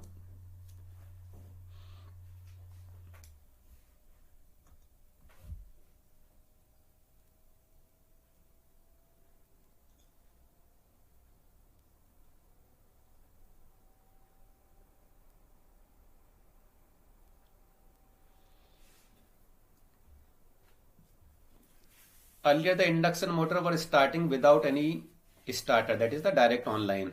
If you start induction motor, directly supply stator winding with the line terminal, it takes 6 times of the full load current because it is a full voltage starting method. If you start the induction motor by applying the full voltage, it draw 5 to 7 times of the full load current. So here it is taking the 6 times of the full load current and it is developing 1.8 times of the full load torque, that is the 1.8 times of the rated torque. If we use the auto transformer starting method, if you are using the auto transformer starting method, then it is developing only the full load torque. Earlier it was developing 1.8 times of the full load torque. Now it is developing only the full load torque. Then what will be the line current? Line current means the current that we are drawing from the supply. Yes.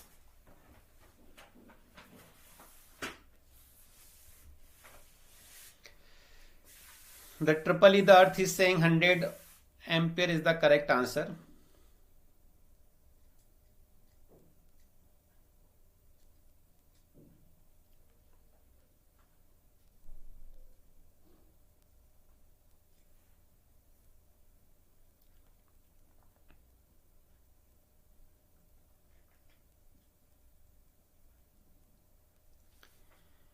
Clear है? यानी अगर आपने पहले इसको किसी बिना starter के start किया है तब ये रेटेड करंट का 6 टाइम्स करंट ड्रॉ करता है और रेटेड टॉर्क का 1.8 टाइम टॉर्क भी डेवलप कर रहा है. लेकिन अगर आप इसमें auto transformer starting method use करते हैं तब ये जो टॉर्क होता है इसका रेटेड टॉर्क है, उस टाइम पर इसकी लाइन करंट कितनी होगी ये आपको बताना है.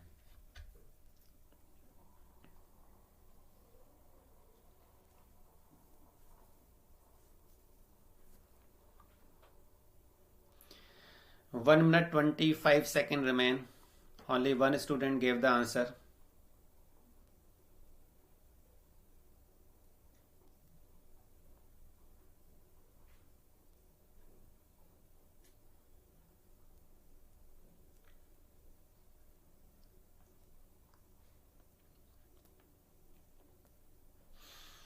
Last 1 minute left.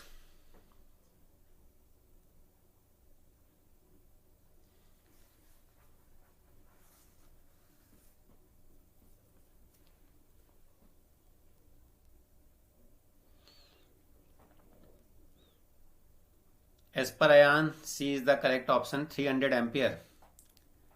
And as per DJ, C is 300 ampere. Line current means the current that we are drawing from the supply, not at the stator terminal. It is the current at the line terminal.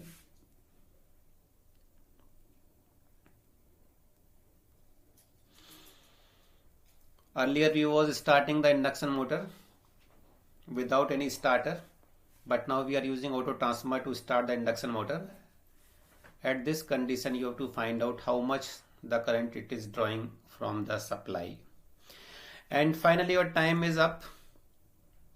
No doubt Earth has given the correct answer. The answer was the 100 ampere. See, you don't know about the torque. The torque is proportional to voltage square. In induction motor, torque, whatever torque it is, whether it is a maximum torque or starting torque or torque at any slip, the torque is always proportional to the voltage square.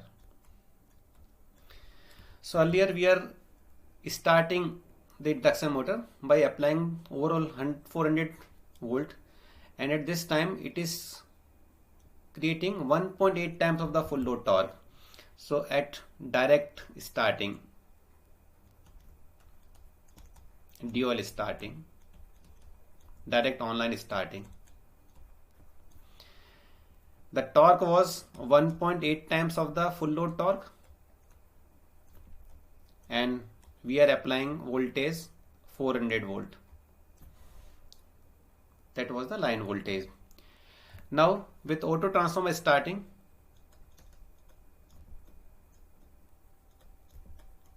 when we use auto transformer to start the induction motor, in that time it is creating only the full load torque, and the torque is only equivalent to the full load torque. It is equal to the full load torque.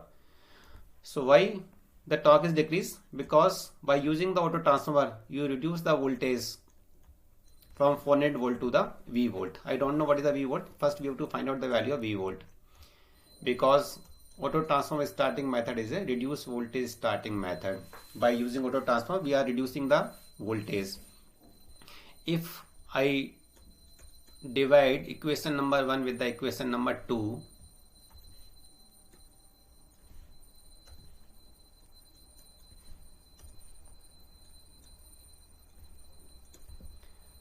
this is 400 square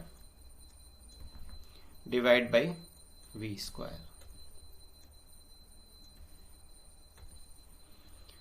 So TF and TFL will be cancelled out. If you solve, you will get the V is equivalent to 298.1 volt. That means by using auto transformer we reduce voltage from 400 volt to 298 volt. Clear? So by using auto transformer, because auto transformer is the reduced voltage starting method,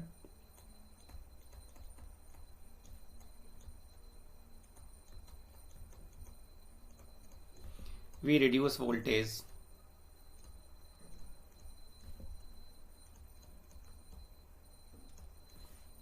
from 400 volt to 298.1 volt. Clear? So what is the transformation ratio of transformer? What is the turn ratio of the transformer? So it is the V2 upon V1. So X, that means the transformation ratio of transformer.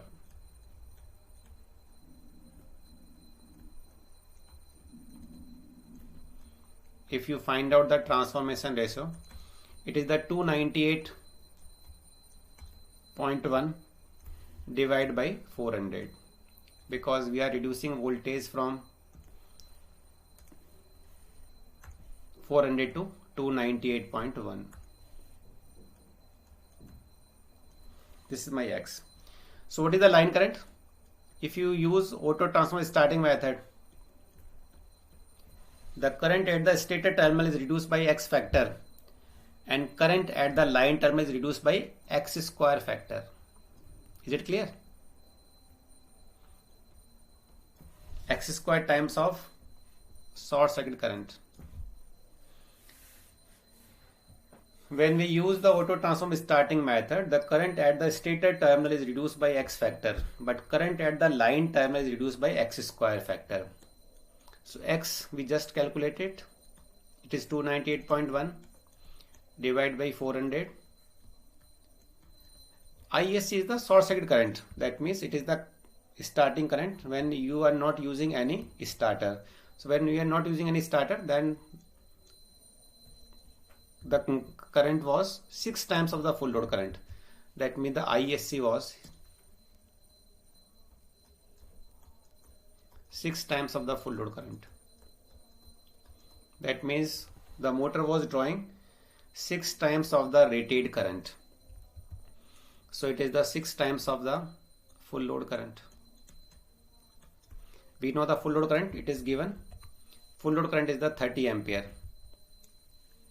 So now find out this value.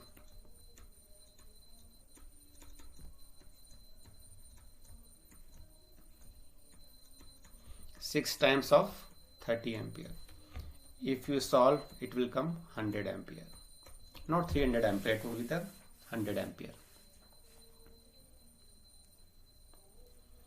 So what is the step? First you have to find out the transformation ratio of auto transformer.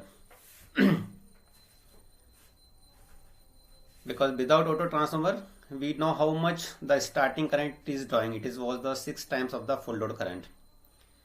And if you use the auto transformer, the starting current is reduced by the X square factor at the line terminal. At the stator terminal, it will reduce by X factor. But at the line terminal, it will reduce by X square factor. Clear? Okay. So now we move to the question number 9. A 3-phase 6-pole 50 Hz induction motor, when fully loaded, run at the slip of 30%. Find the value of resistance to be connected in series of the motor to reduce the speed by 10%. Assume the resistance of rotor per phase is the 0.2 ohm. Suppose if I change the rotor circuit resistance, the speed will be changed. So you have to find out the value of resistance that has to be connected in series of motor to reduce the speed by 10%. It is an NET type of question. Just give me the answer in digit. How much resistance we have to add in rotor circuit so that speed is reduced by the 10%. So initially first find out at what speed it was running. Okay, I mean using the stopwatch, and I will give you the 4-minute time, and your time start now.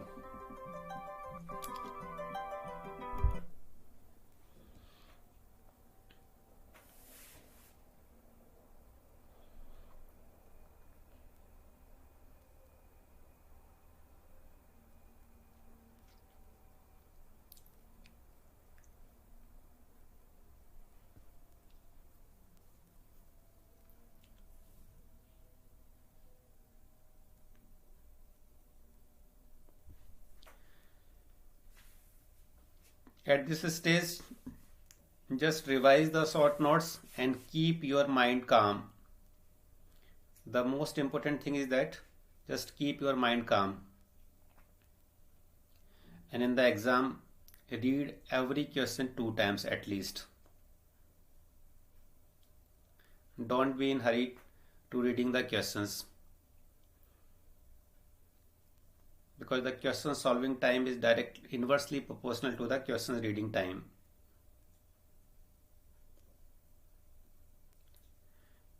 Don't think about the output. Don't think about your rank.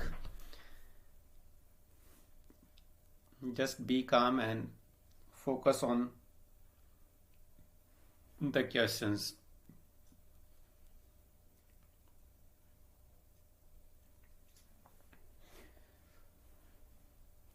It is a very simple question. I think every must should give the answer.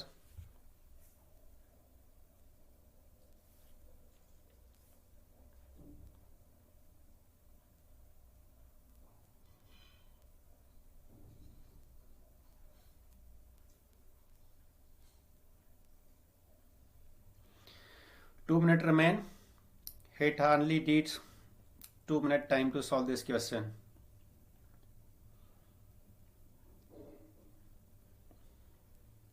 .226 as per ion? No. Good evening, Gauri Shankar.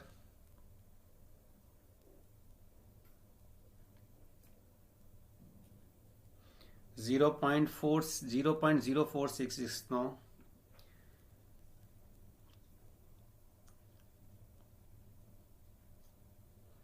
I just told you in the today class how the slip depend upon the resistance.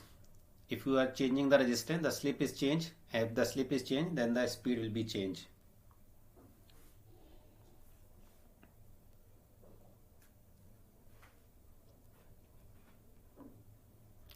What is the main concept? How you can change the speed of induction motor? Just by changing the rotor circuit resistance, because the slip is directly proportional to the rotor circuit resistance.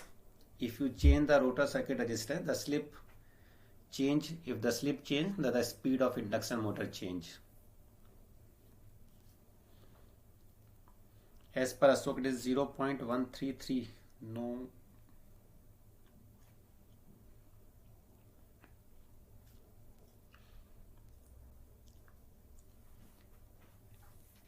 You have to change the speed by 10%.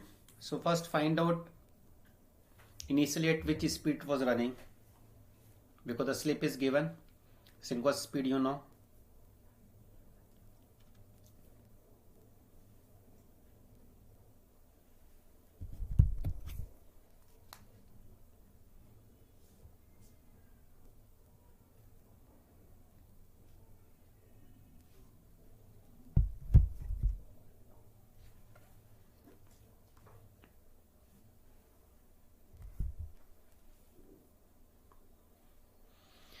Okay, your time is up. 2.88. No. See, first I will find out the starting speed. So what is the starting speed? First find out the synchronous speed. The synchronous speed is the 120 F upon P.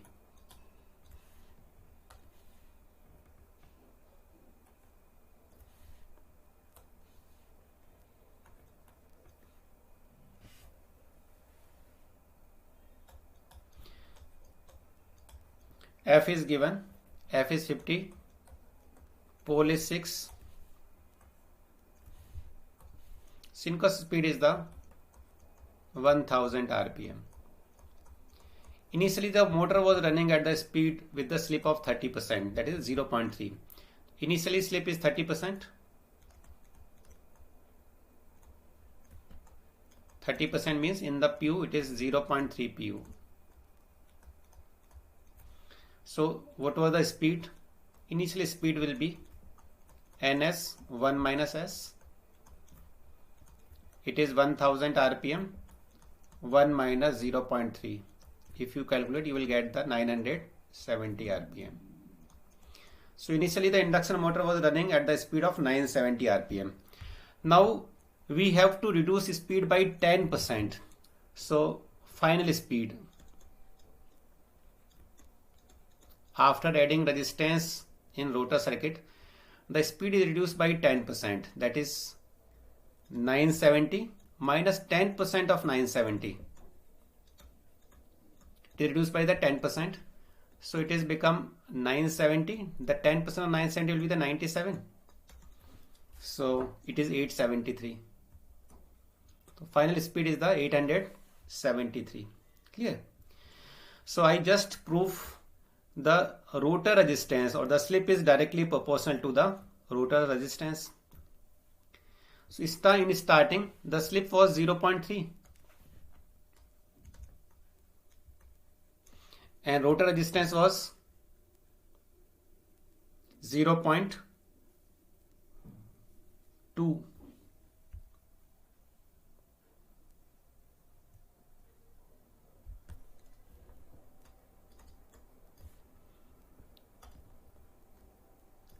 Now sorry पहले ही आप ये find out कर लीजिए before coming to this, first we find out what will be the final slip in the second condition. So final slip,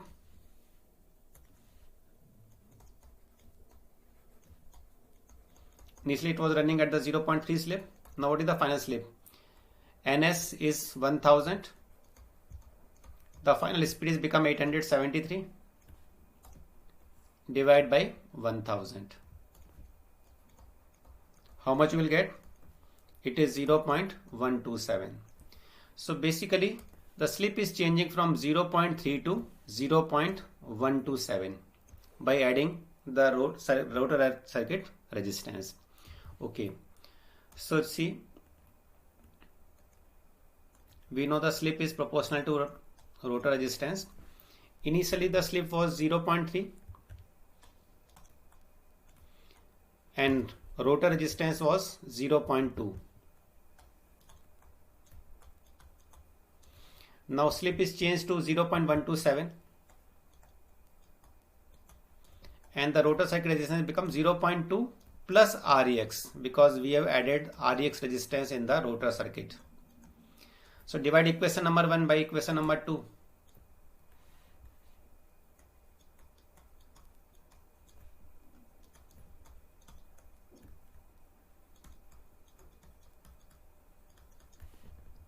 Just divide this and find out the value of Rex. निकालिए क्या आएगा Rex? I think it will come 0.65. Just confirm.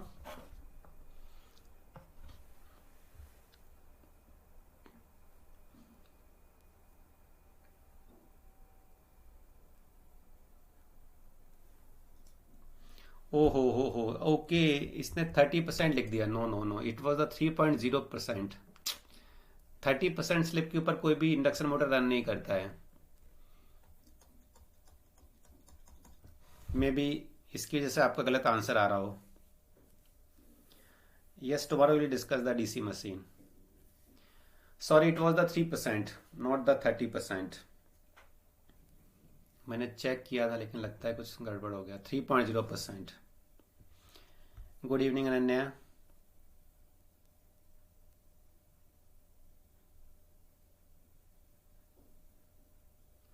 ठीक है, यही आ रहा है answer 0.65.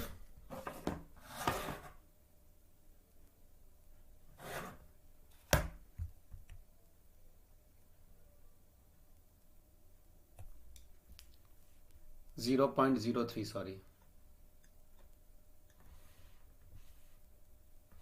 इसको change कर देता हूं ना. मैंने यहां पर भी कुछ गलत लिख दिया.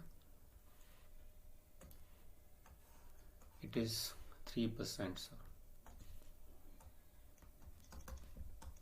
0.03.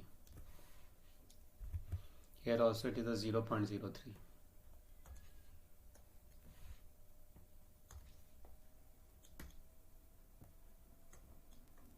Now check.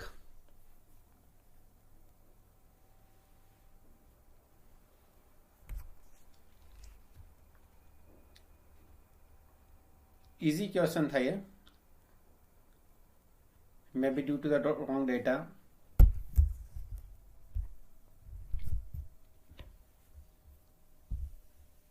आपने 3% से कैलकुलेट कर लिया. हाँ, ये पॉसिबल है. चलिए, move to the question number 10.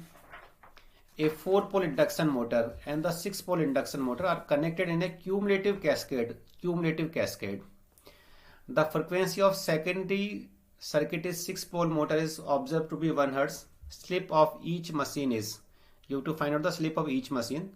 Cumulative means the motor is connected electrically as well as mechanically. Take the supply frequency to be 50 Hz. Maybe it may be the tough question. I think you might have done this type of question earlier.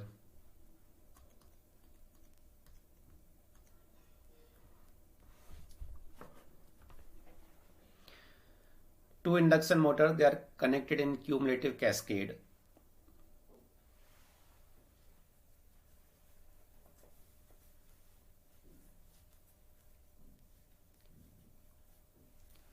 The frequency in secondary circuit of 6-pole machine.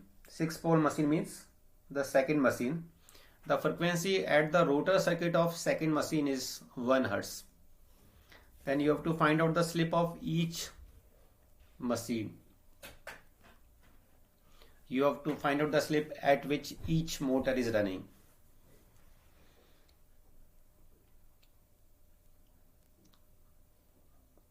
You can take 4-pole motor as a motor number 1 and the 6-pole motor as a motor number 2.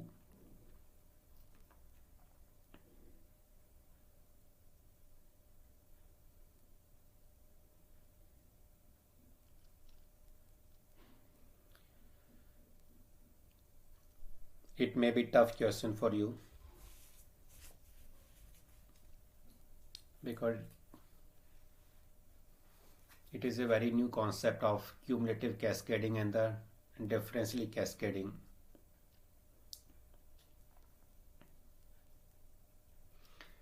So you might have ignored this topic when you read the theory.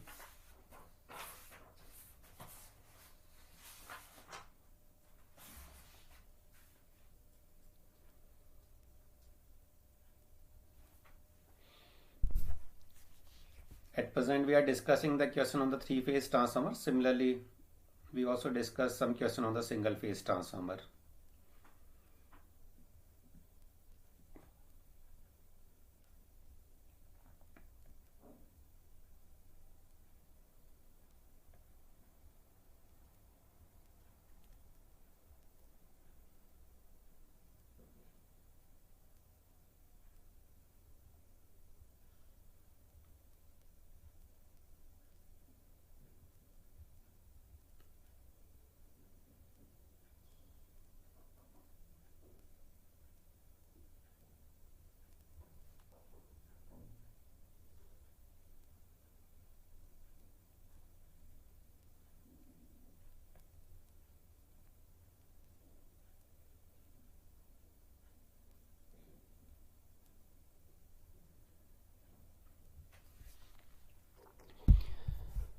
One minute 13 seconds remain.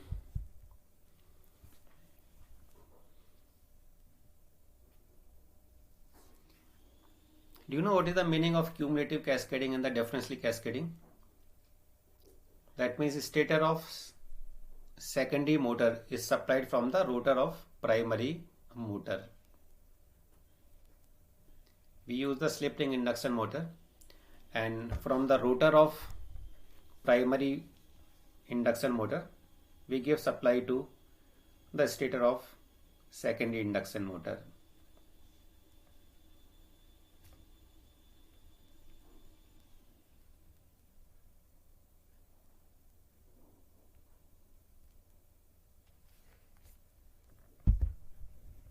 So this may be the tough question for you, no doubt.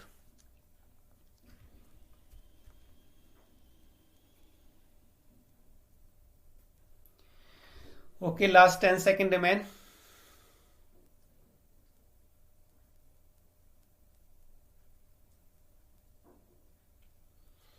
Okay, no one give the correct answer of this question. Let me update your knowledge regarding the cumulative cascading and the differentially cascading. See, what is the cascading? Suppose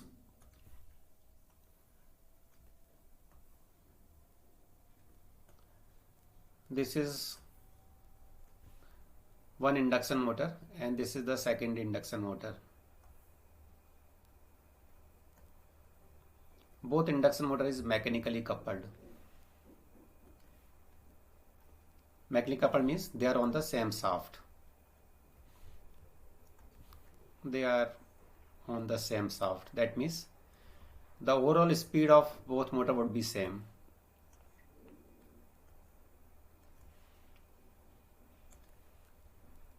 This is the slip ring, 3 slip ring of primary motor, and this is the 3 slip ring on the secondary motor.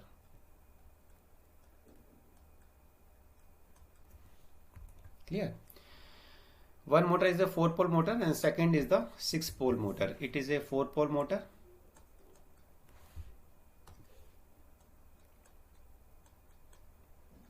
and it is a 6-pole motor.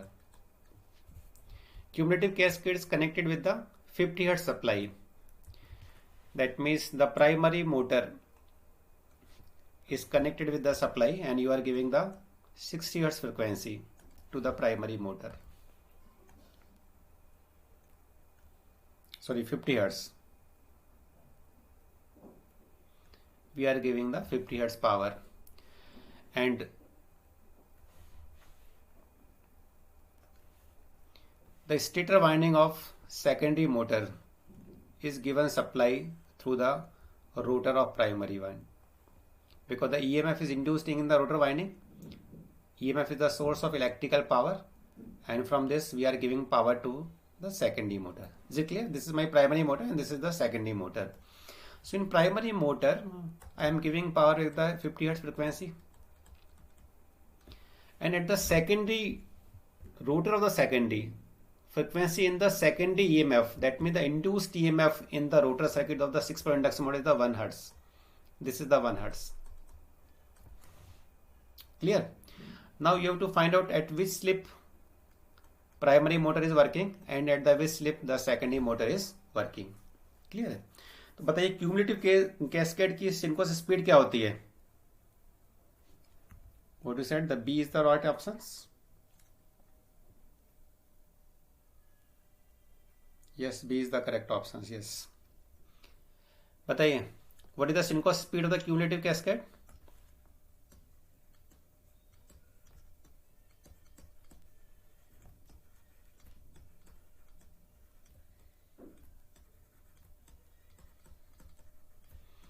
The synchronous speed of cumulative cascade is 120 F PA plus PB. If it were the differentially cascade, then PA means this is my A motor, this is my B motor. It would be PA minus PB. So it is 120 into 50 divided by total number of pole. 4 plus 6 यानी 10 हो गया ये. It is become 600 RPM. This is the synchronous speed of the cumulative cascade. If it were the differentially cascade, then it would be PA minus PB. Okay. So what is the overall slip? How to find out the slip? Slip is the F2 upon F1. Rotor frequency divided by the stator frequency. I am talking about the overall slip. The overall rotor frequency is the 1 Hz and stator frequency is the 50 Hz. So overall slip including both the motor, it is the 1 by 50 or it is the 0.02. Clear? So we know the synchronous speed of the cumulative cascade and we know the overall slip. So from these two data I can find out the speed of actual speed of this cumulative set. So actual speed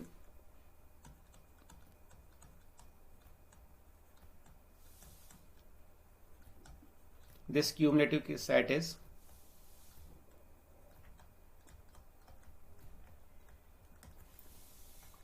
NS is 600, 1 minus overall slip 0.02.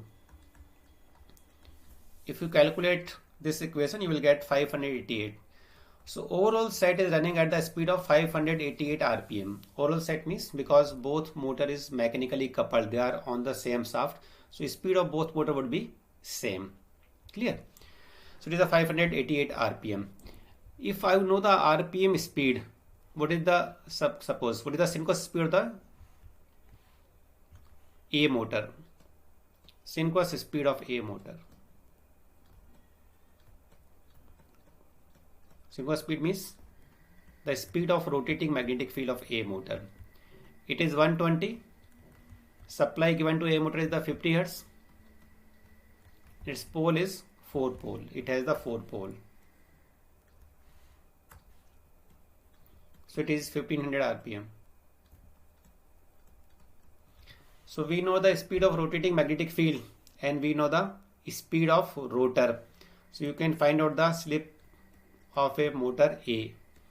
it would be 1500 minus 588 divided by 1500.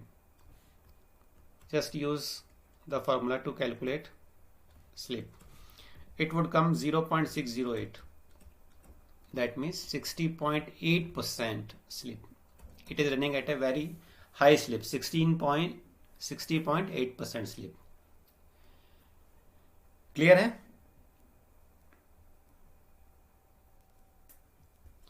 Now, what is the slip? Suppose if slip is motor A is SA, so what is this frequency?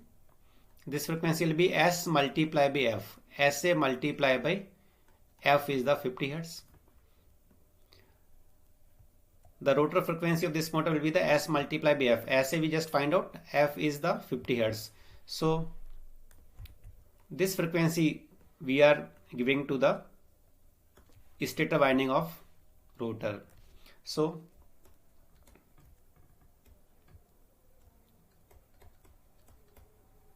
stator frequency of motor B, because the stator of motor B is fed from the rotor of motor A, it is SA multiplied by F50. So 0.608 multiplied by 50, it comes 30.4.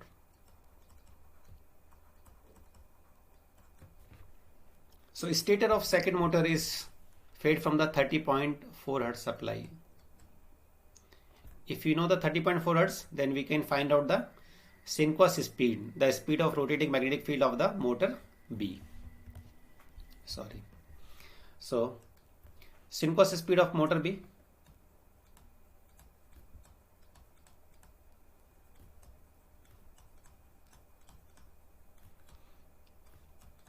it is 120 F. Frequency of stator winding of motor B is the 30.4 divided by P. What is the pole of motor B? It is 6. If you calculate, it would come 608. Now what is the slip of motor B?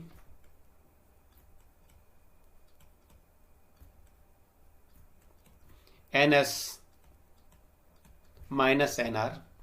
NR is the same because it is the actual speed of the cumulative set, 588.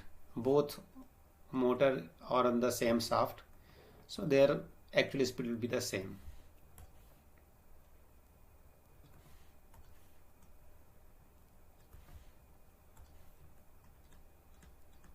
If you calculate, it would come 0.033. That means the 3.3%. So primary motor was running at the slip of 60.8% and the secondary motor was running at the slip of 3.3%. So this may be the question I think you have not done previously. हालांकि एक बच्चे ने किया था इसको, DJ Ashish have done. It's good. ध्यान रखिए, if the motor one connected in the cumulative cascade, the total pole will be the PA plus PB. If it were connected in the differentially cascade, it would be the PA minus PB. Clear? Okay, now we come to the question from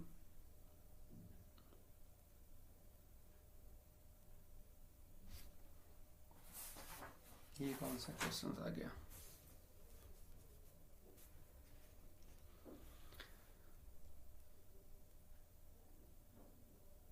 Single phase induction motor. It is not a 3-phase induction motor, it is a single phase induction motor. Let me correct this. A 4-pole 50 Hz single phase induction motor has the effective rotor resistance. Effective means the AC resistance referred to stator side is 2.4 ohm at the slip frequency. At about twice of main frequency, this resistance increased by 50%. The forward and backward component of current at 5% slip are 2.6 ampere and the 23 point, not 23, it is a 3.8 ampere only. 3.8 ampere, 0 point लग देता हूँ यहाँ पर. It is not this. 3.8 ampere. Assuming that mechanical losses is the 5% of the internal power developed, that means the mechanical developed power. What is the output power? Y divided by 508? Sorry, 608, not 508. It is 608. So this is a question on single phase induction motor. We have a double revolving field method. The theory of the single phase induction motor is based on the double revolving field method. We divide a stationary magnetic field into the two rotating magnetic field. One magnetic field rotate in the forward direction and the second magnetic field rotate in the reverse direction. So we have a two component of the forward magnetic field induce the forward induced EMF. The backward magnetic field induce the backward induced EMF, and due to these two different EMF, the forward magnetic current and the backward magnetic current flow. Mostly while doing the question, we generally neglect the single phase induction motor. So whenever the question asked from the single phase induction motor, hardly any student is able to solve it.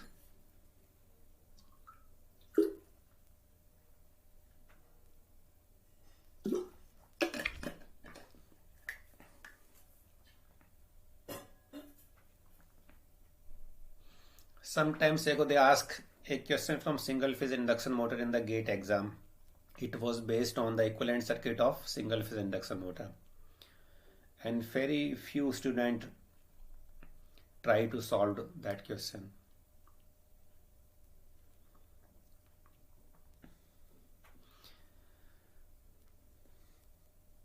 So I'm giving the 4-minute time. No doubt this may also be a new concept for you. At approximately about 2 times of the main frequency, the resistance has become 1.5 times and it is increased by 50%.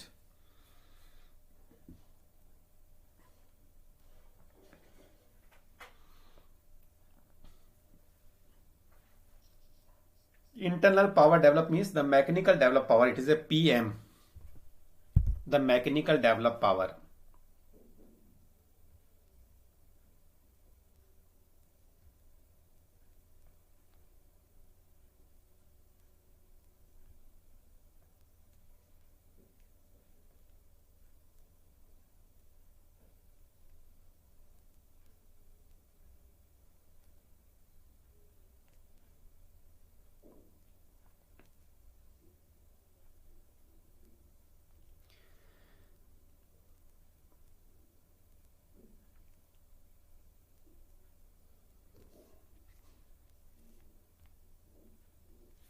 Only 2 minutes remain. The concept of single phase, the theory of single phase induction motor is based on the double field revolving theory. When the single phase supply is given with the single phase AC supply, single phase winding is given the single phase AC supply, it will create the pulsating nature of magnetic field. And mathematically we can divide this pulsating nature of magnetic field into the two revolving magnetic field. One rotate in the forward direction and the second rotate in the backward direction.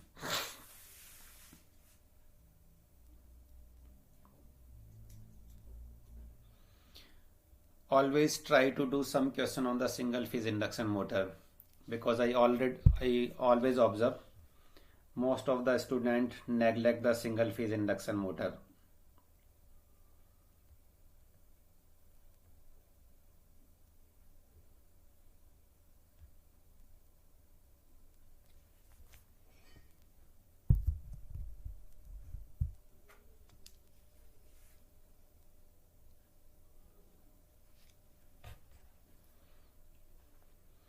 Last 46 seconds remain.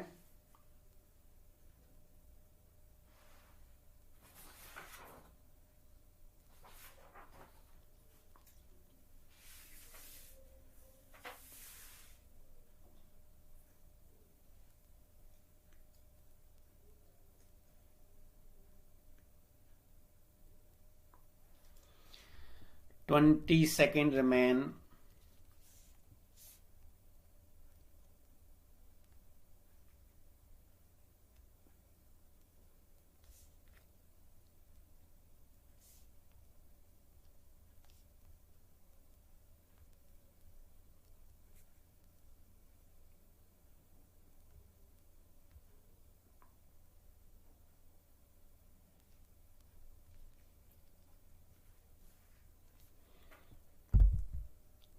Ayan Malik, A is the correct option, 134.1.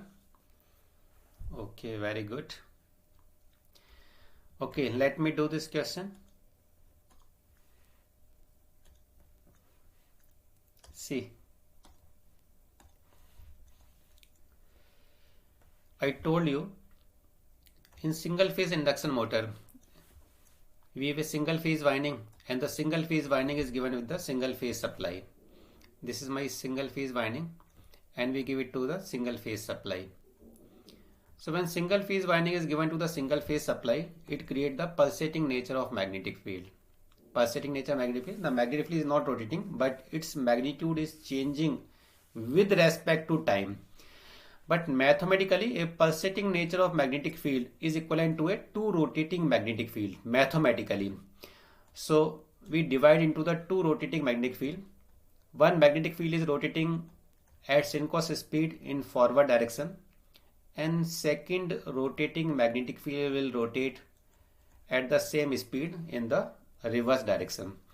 So instead of considering a pulsating nature of magnetic field, now I will consider two rotating magnetic field, because we know the theory of three-phase induction motor, and in the three-phase induction motor we use the rotating magnetic field. Now we have a rotor here. This is my rotor. Suppose rotor is rotating at the speed of nr. No doubt the single phase induction motor is not a self-starting motor, so we have to start by using some method.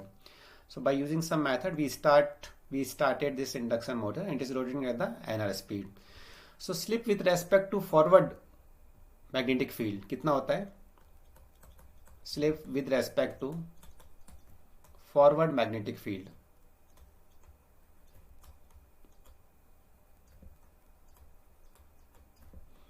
Forward magnetic field is rotating at the speed of ns, and rotor is rotating at the speed of nr in the same direction. Suppose I assume this as a s. So what is the slip with respect to backward magnetic field?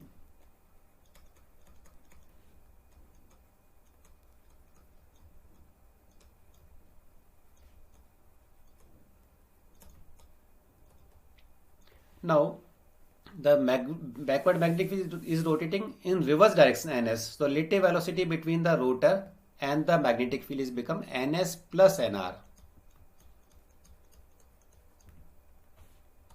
divided by ns.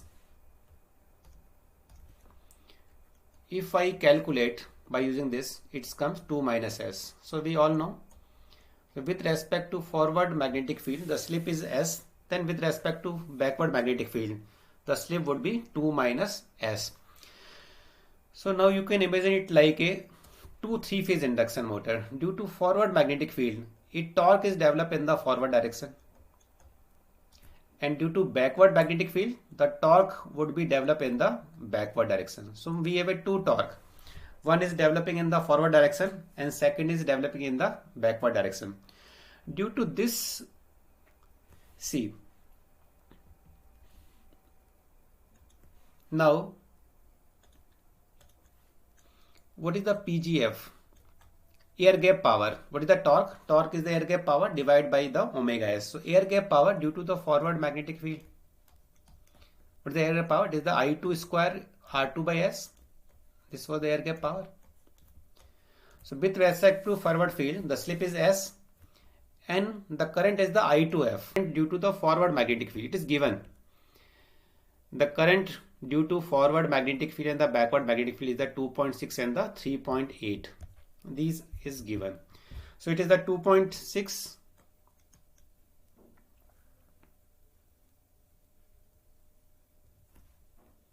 Sorry, it will be the 2s. No? I divide into the two parts, so 2s. So it is 2.6 square. R2 is 2.4. R2 is given 2.4. Half of power due to the forward field. So it is the 2. I will use 2. S is given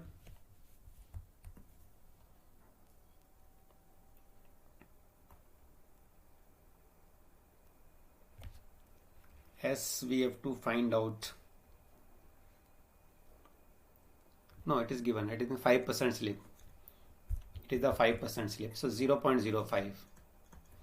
So this is the air gap power due to the forward field. If you calculate, it will come 162.24. Clear? Now similarly, air gap power due to the backward field. Due to backward field, the current is the I2B.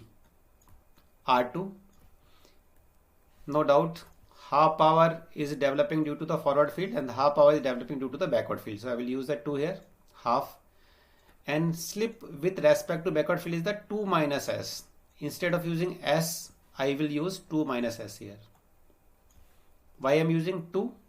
Here 2, because half of the power is developed due to the forward field and half power will develop due to the backward field. So I2B is given. Due to backward field, the current is the 3.8 ampere. It is the 3.8 ampere. R2 is same 2.4. Divide by 2 into 2 minus S. 2 minus 0.05. If you calculate, it would come 13.32.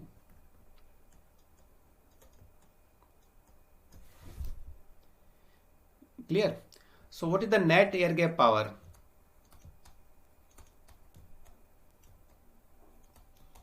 Net air gap power will be the difference of these two power. Why difference? Because one power is trying to rotate in the forward direction and one power is trying to rotate the rotor in the backward direction. So the resultant power which will rotate the rotor, it is the PGF minus PGV.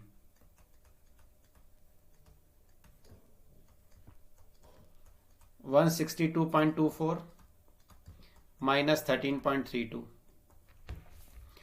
It would come 148.98. Clear? This is my net air gap power PG. If I got the net air gap power, from air gap power you can find out the mechanical developed power. Mechanical developed power is the 1 minus S multiplied by PG. What is the S? S was 0.25. Air gap power we just calculated. It is 148.91. If you calculate this equation, you will get 141.46. This is my mechanical developed power, internal mechanical developed power. यानी इतना power आपका electrical से mechanical में convert हुआ है. Now we have a mechanical losses also. This mechanical loss is given. The mechanical loss is 5% of this mechanical developed power. So mechanical losses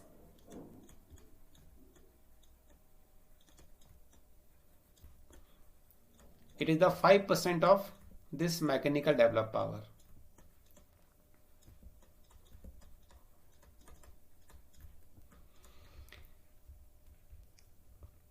ठीक है, कितना आता है 0.05 into 141.46. It is the 7.073. So what is my net output power? It is the shaft power. Mechanical developed power minus mechanical losses. Just refer the power flow diagram. In mechanical developed power, if I subtract the mechanical losses, you will get the exactly net output power. So it would come 134.39. So 134.39 is the final answer. Clear? Again, this may be the new concept for you. because mostly we ignore the question on the single phase induction motor. So always remember, in single phase induction motor, the net air gap power will be the subtraction of the air gap power due to the forward field and the air gap power due to the backward field. नहीं, मैंने आपको starting के अंदर ही बताया था कि ये जो क्लास है इसका ऑब्जेक्टिव आपको डीमोटिवेट करना नहीं है, but I want to learn the new concept before the GATE exam, because there may be several concept which generally we ignore while doing the theory. So here I am, इसलिए मैं यहाँ पर जो भी question लेकर आ रहा हूँ that is mainly based on the new concept. So if you are attending this class, I think you must gain some confidence. यानी आपके पास कुछ एक्स्ट्रा चीज है जो बाकी लोगों के पास में नहीं है. अब सपोज करिए ये क्वेश्चन अगर एग्जाम में आता है, then you will definitely solve this question. Clear? Okay, now we come to the question number 12.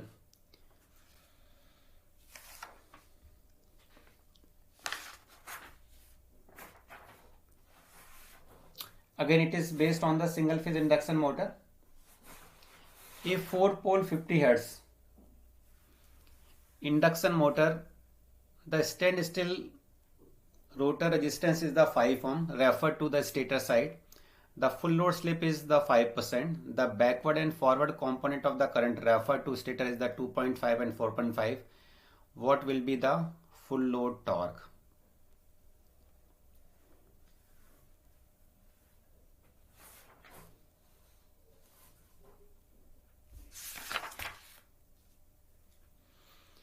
अभी जो क्वेश्चन किया ना उसको देख के you can do this question, because in the earlier question we find out the air gap power due to the forward field and the air gap power due to the backward field. So from these two we can find out the overall air gap power. If you know the air gap power, you can easily find out the value of torque, because torque is the air gap power divided by omega s.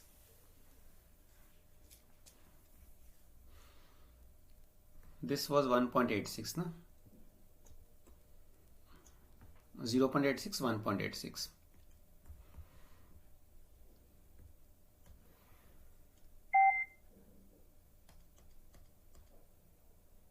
Three minutes 30 seconds will be sufficient, I think.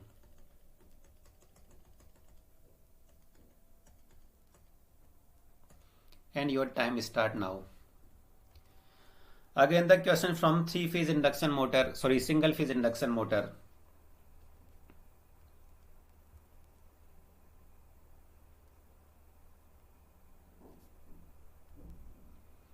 Try to learn the new concept during this class. It would be very helpful before appearing into the GATE exam, because generally we ignore some concept while reading the theory class.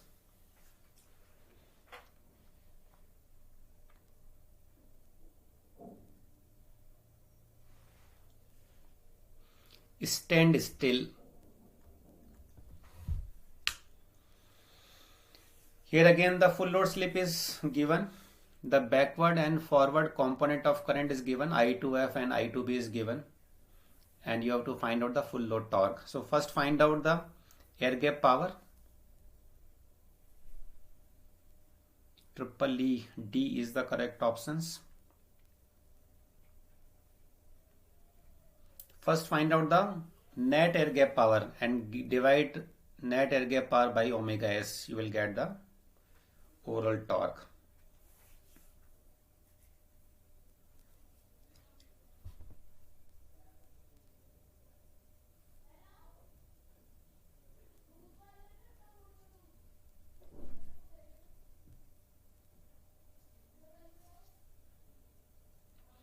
After this question, we have two more questions.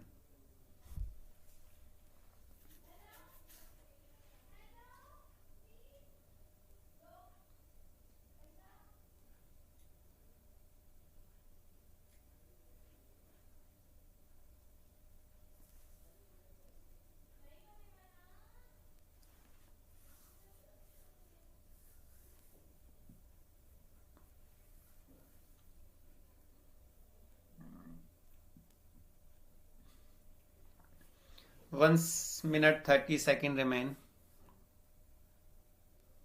What about others यार? Easily कर सकते हो.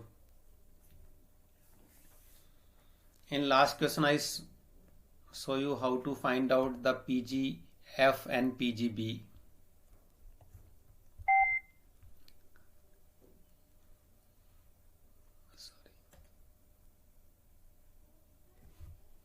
As per the Neeraj, again D is the correct option.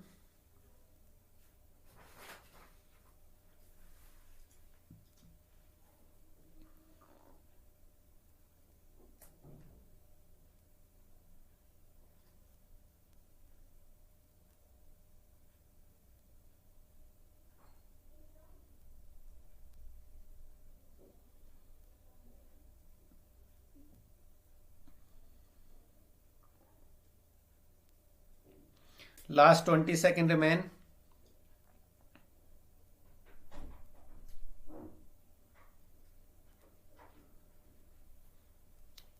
Two students mark the D options.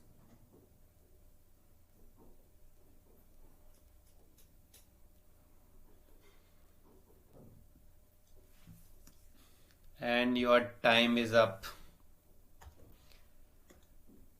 See, let me do this question.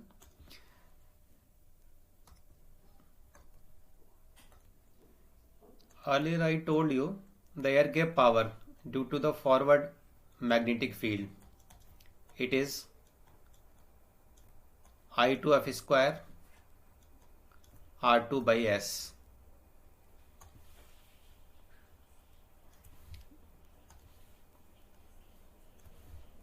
By 2S. Clear?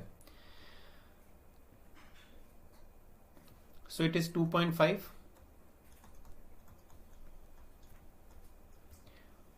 R2 is 5 ohm. No doubt everything is referred on the stator side, so you can directly do, no need to convert into the rotor side. If you converting into the rotor side, again you will get the same answer, because the current and rotor both is given, that is referred to the stator side. S is 0.5. You get 312.5. Now the air gap power due to the backward field, it would be I2B square R2 upon 2 minus S.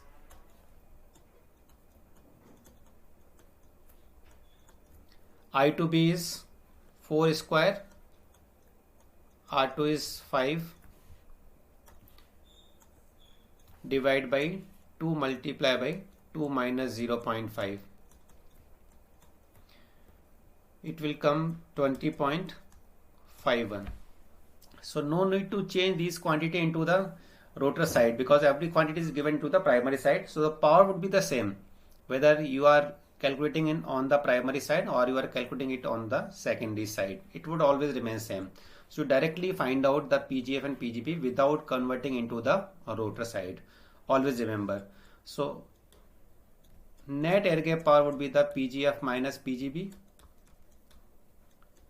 The difference of air gap power due to the forward field and due to the backward field, 20.51. It would come 291.9. This is my net air gap power. Now what is the torque? Air gap power divided by omega s. Omega is nothing but the synchronous speed in radian per second, and I told you it is always the 4 pi f upon p. Frequency is given, it is the 50 Hz. Pole is 4, so it is the 50 pi. So divide it by 50 pi. 291.9. If I divide it by 50 pi,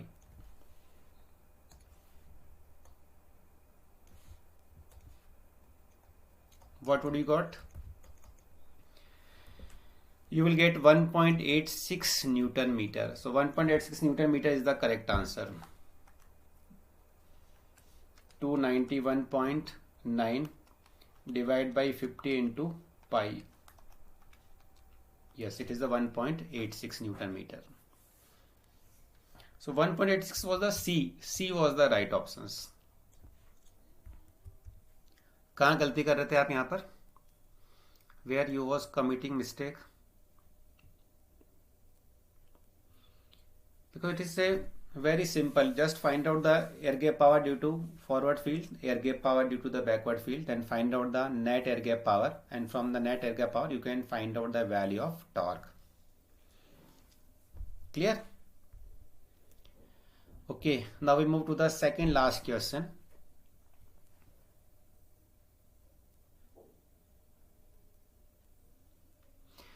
In this question, one is the synchronous motor and the second is the induction motor. Both motors are mechanically coupled and it is supplied by the 50 Hz. Both induction motor and the synchronous motor is supplied by the 50 Hz. The rotating magnetic field of synchronous motor and induction motor, they are rotating in the opposite direction. If magnetic field of the synchronous motor is rotating in the forward direction, then the magnetic field of induction motor will rotate in the anti-clockwise direction. Then the minimum number of synchronous motor pole will be. What may be the minimum number of pole in the synchronous motor? Again, the question on the new concept. And I am giving you 4-minute time to solve this question. Your time start now. PGF plus PGB नहीं लेना है क्योंकि because देखिए the both forward magnetic field and the backward magnetic field trying to rotate the rotor into the opposite direction. So the net air gap power would be the PGF minus PGB because both are not supporting each other.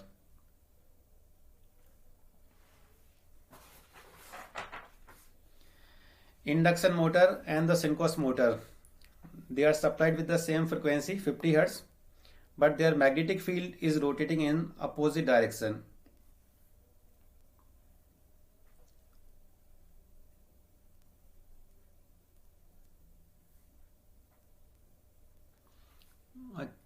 एक चीज यहाँ पर इसने लिखना भूल गए थे. Just wait. One more point is given. The frequency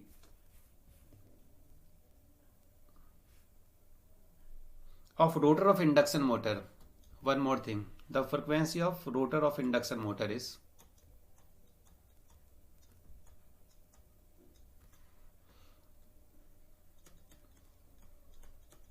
rotor of induction motor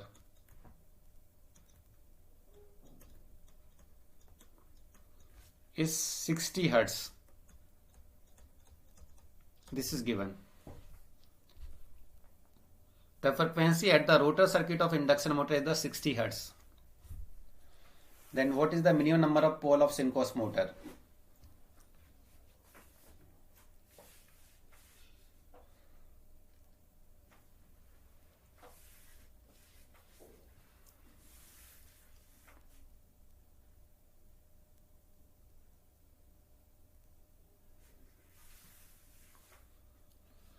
Synchronous motor driving the induction motor. Synchronous motor always rotate at the synchronous speed.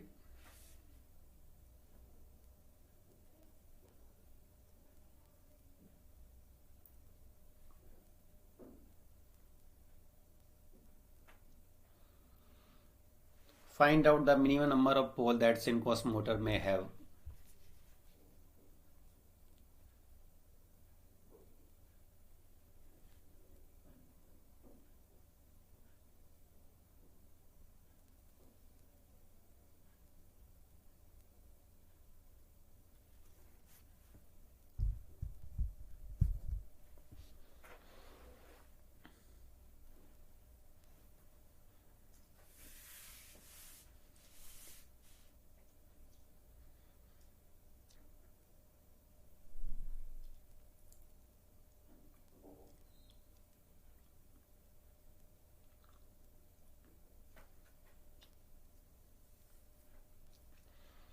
Yes.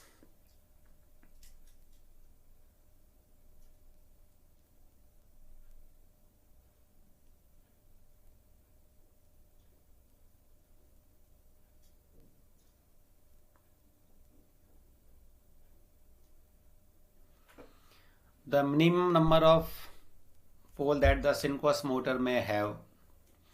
This is the second last question. After this, only one question we have to solve.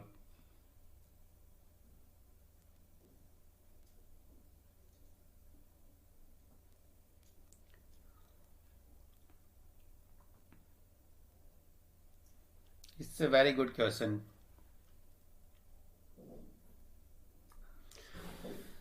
Oh, good. As per the Neeraj Kumar Maurya, the D is the correct option.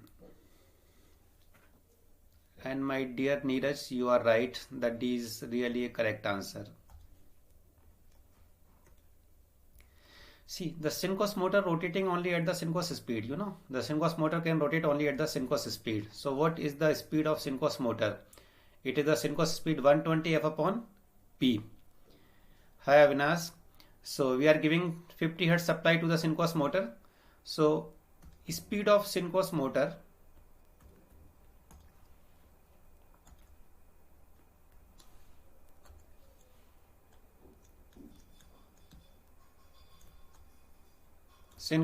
can rotate only at the synchronous speed. But see, here the synchronous motor and the induction motor are mechanically coupled. So the speed of induction motor will also be same. So it is the same as the speed of induction motor. Because both motor are mechanically coupled. So what is the speed of synchronous motor? Synchronous motor rotate only at the synchronous speed. So 120 F upon P. P is the, what is the P? P is the pole of synchronous motor. So the P means PS, the pole on the synchronous motor. Clear? This is the pole of the synchronous motor. Now what is the rotating? Now come to the induction motor. In induction motor we are also giving the 50 Hz supply. And the magnetic field of induction motor rotate at the synchronous speed. So speed of rotating magnetic field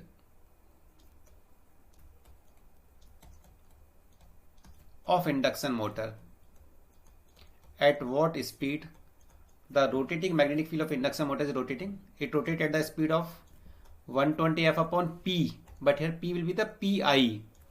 PI means the pole of induction motor, because it may as the pole PS, suppose it is the pole of PI.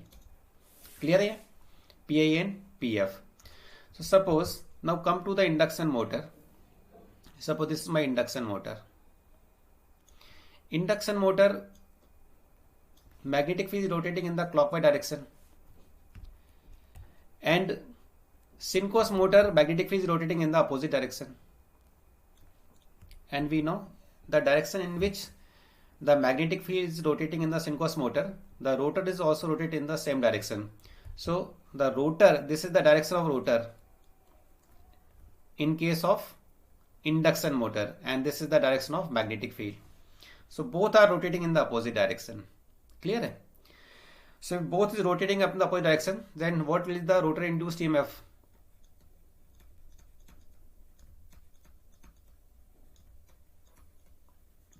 Rotor induced EMF in induction motor क्या होता है? PN. P means pole of induction motor multiply by relative velocity, and this is the relative velocity, the sum of these two. The speed, the frequency of rotor induced EMF. Pn, n means relative velocity.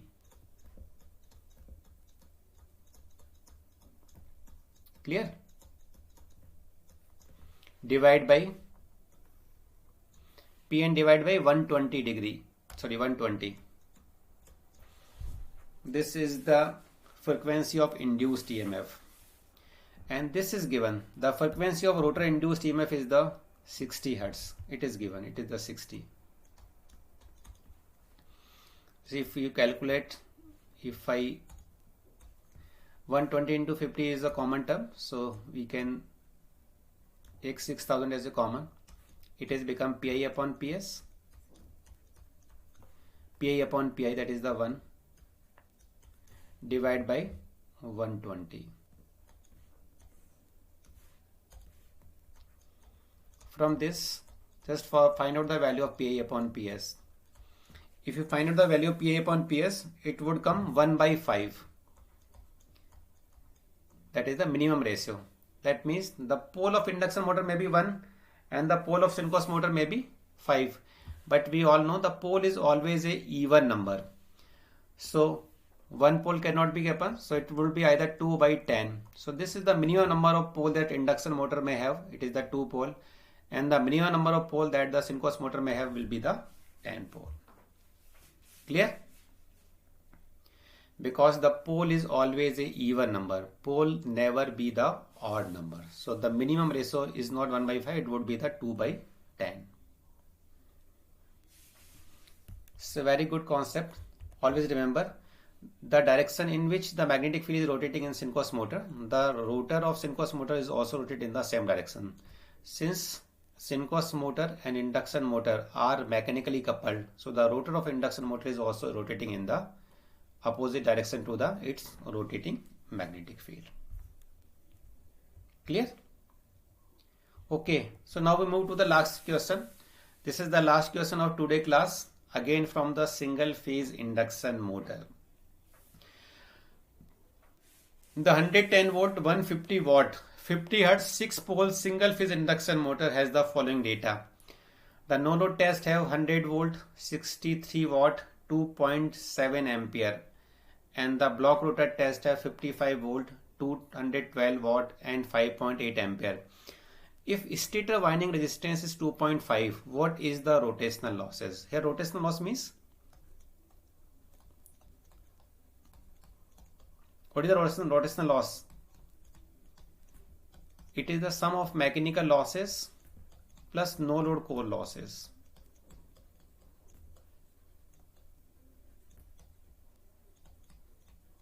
This is actual rotational. This is basically no load rotational losses. If I add stray losses in this term, you will get the load rotational losses. So you have to find out the sum of mechanical losses in the no load losses. Remember, it is not a 3-phase induction motor, it is a single phase induction motor.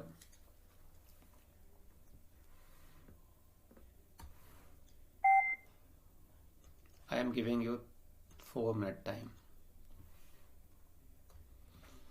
Again, it may be the new concept for you.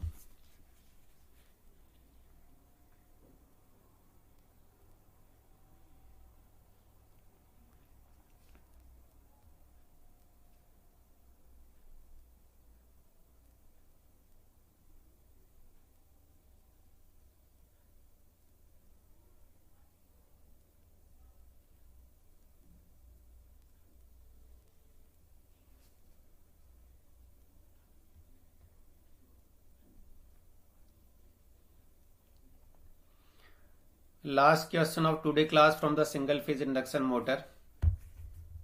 You have to find out the sum of mechanical losses and the no load losses. I am giving you hint. Just draw the equivalent circuit of single phase induction motor at the time of no load test or at the time of block rotor test.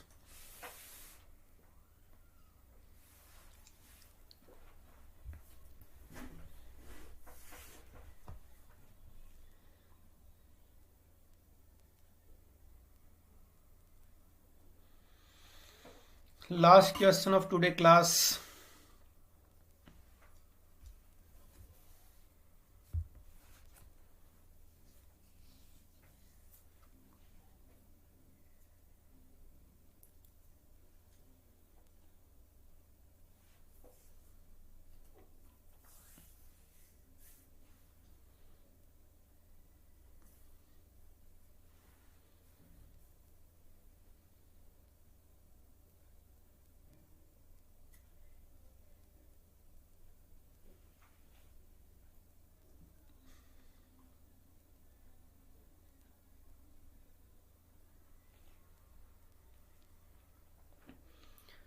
One minute 57 seconds remain. Just draw the equivalent circuit at the time of no load test and the block rotor test.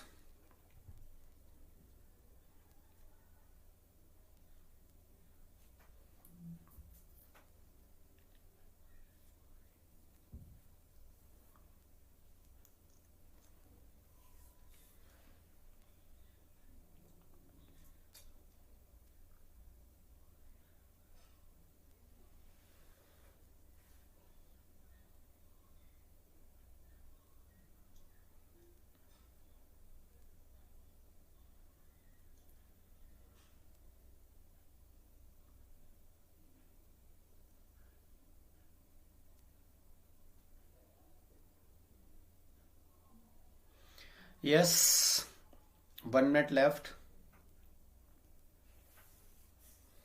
You still have 50 seconds to solve this question.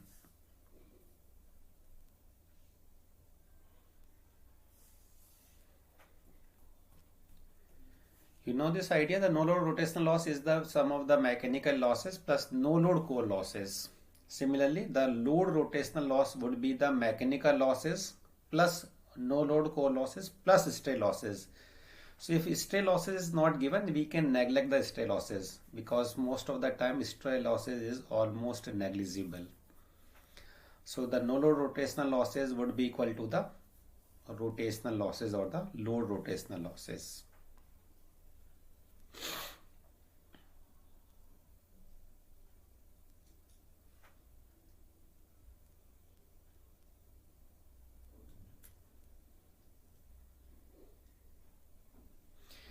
Okay, your time is up and nobody is able to solve this question. I know, because this is again a very different concept. Maybe you have not solved this type of question previously. Do you know about the equivalent circuit of single phase induction motor? If I draw the equivalent circuit of single phase induction motor, it is like this. First I am drawing the normal equivalent circuit of single phase induction motor.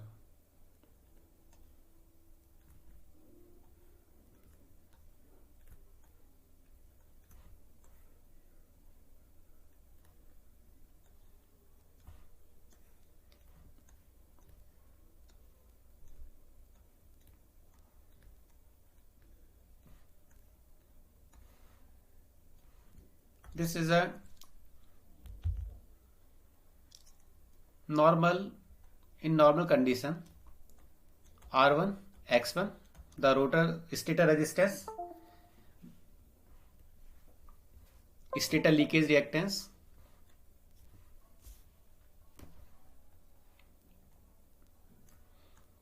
Xm by 2. This is for the forward magnetic field and this branch is for the backward magnetic field. In forward magnetic field, it is R2 by 2s, X2 by 2. This is R2 by 2 minus s, and this is X2 by 2. Do you know about this? The equivalent resistance of a single phase induction motor. Here we apply the voltage.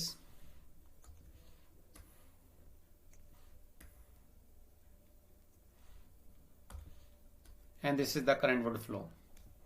So first come to the time of no load test. No load test, it is given. So at the time of no load test, at which speed the induction motor rotate? When no load is connected at the shaft of any motor, then its speed is almost close to the synchronous speed. It rotates at a very low speed, where it's rotated very high speed. So the slip is approximately equivalent to 0. So slip is approximately equivalent to 0. If slip is 0, then R2 by 2 by S. So this branch is become, the impedance of this branch is become infinite. Infinite means it is a open circuit. So this branch is become open circuited. Complete branch is become open circuited. And this branch, R2 upon 2 minus S.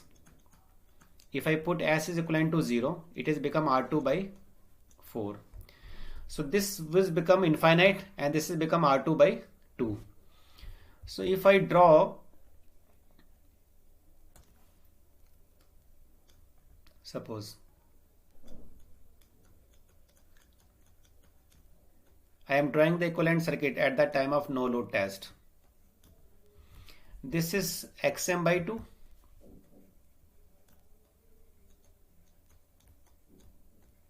And this branch is become open circuited, so it is infinite. And now this is become R2 by 4 and X2 by 2.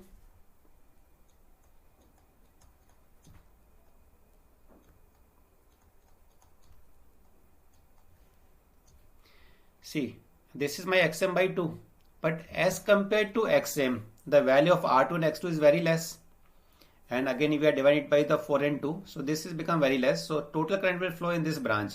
No current will flow in this branch. So you can imagine it as a open circuit.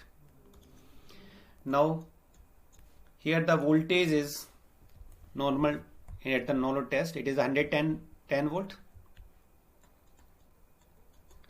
And current flowing is the 2.7 ampere current. Current flowing is the 2.7 ampere current. Clear? I neglect this branch because the XM is very high value as compared to R2 by 4 and X2 by 2. So no current will flow in this branch. We can neglect this branch. So what is the power? The power it is taking from the input is given by the watt meter reading. This is the 63 watt. So this is my 63 watt power. No doubt. Motor is working at the no load condition, means the output power is equivalent to 0. So whatever power we are taking from the supply, it would be waste in the losses. So what loss is taking place here? Current is 2.7 ampere. So this is the 2.7 ampere. I square R. So in this complete circuit, the total R is R1 and R2 by 4. This is the R1 plus R2 by 4. Clear? In this circuit, total resistance is the R1 and R2 by 4. This is the copper loss at the time of no load. This is the no load copper loss. Plus, और कौन से losses होते हैं no load के time पर? There is a core losses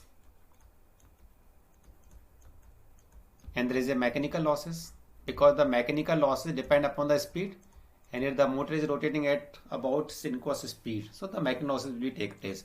So this is my overall rotational losses. We have to find out this rotational losses. So to find out the rotational losses, we require the R1 and R2 by 4. R1 is given already. R1 is given.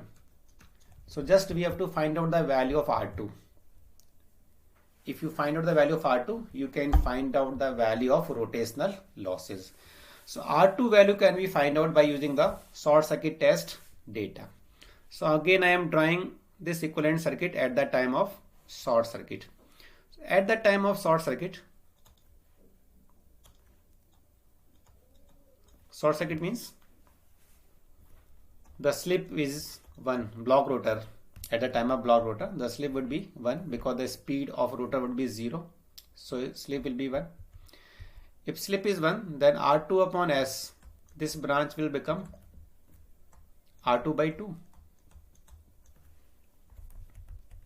This branch. And this branch will become R2 upon 2 minus S. If I put S equivalent to 1, it is also become R2 by 2. So if I again draw the equivalent circuit at the time of block rotor test, see, it is R2 by 2, it has become X2 by 2. As compared to R2 by 2 and X2 by 2, the XM is very high. So very low amount of current will flow here. So we can assume it as an open circuit almost. Similarly, here it is also become R2 by 2 and X2 by 2. As compared to this impedance, the value of XM is very high. So very low current will flow, almost zero current will flow. So we can imagine it as a open circuit. Clear? Now,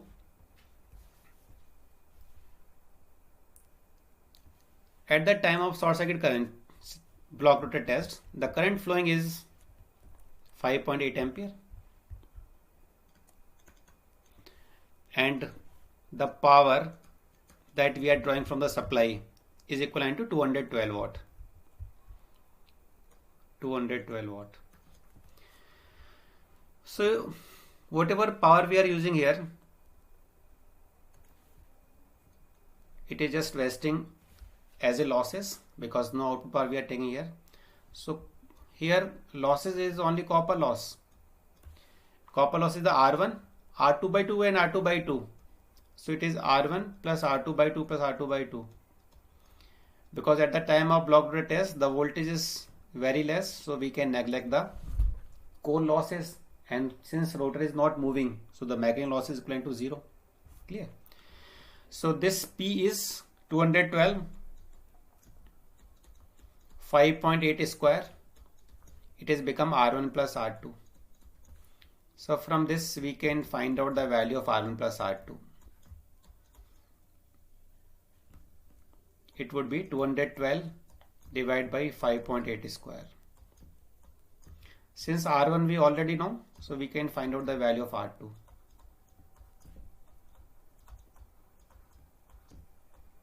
Minus R1, and R1 is given, R1 is 2.5. So this R2 would be 3.8. This is the 3.8.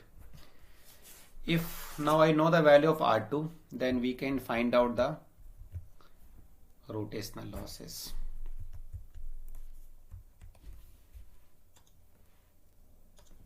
Now rotational loss.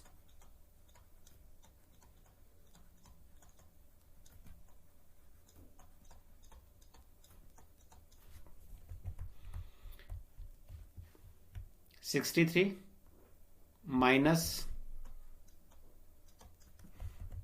2.7 square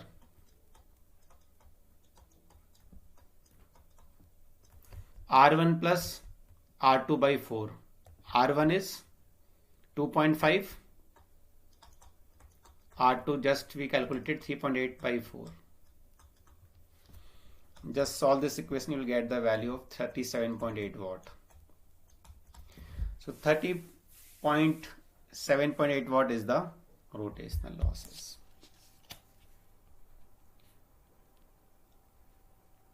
Clear?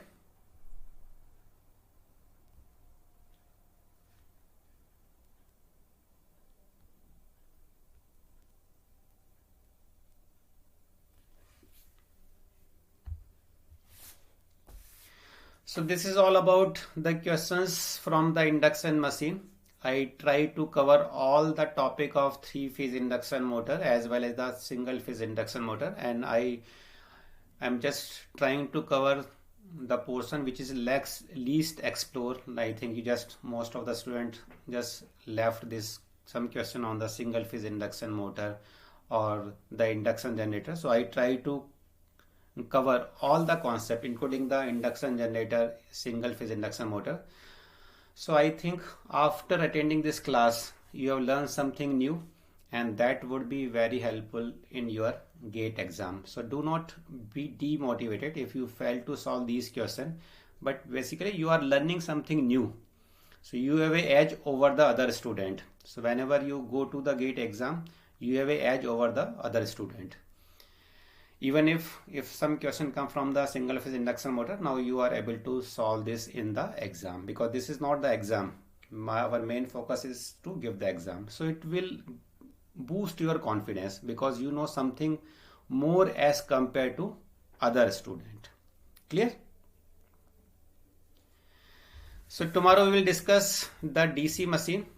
So do join this class so that you will learn something new before the examination, and share the link of this class to other student, to your group of the GATE aspirant, so that the more and more student can attend this class and the more and more student can get benefit from this class. So till that, good night everyone.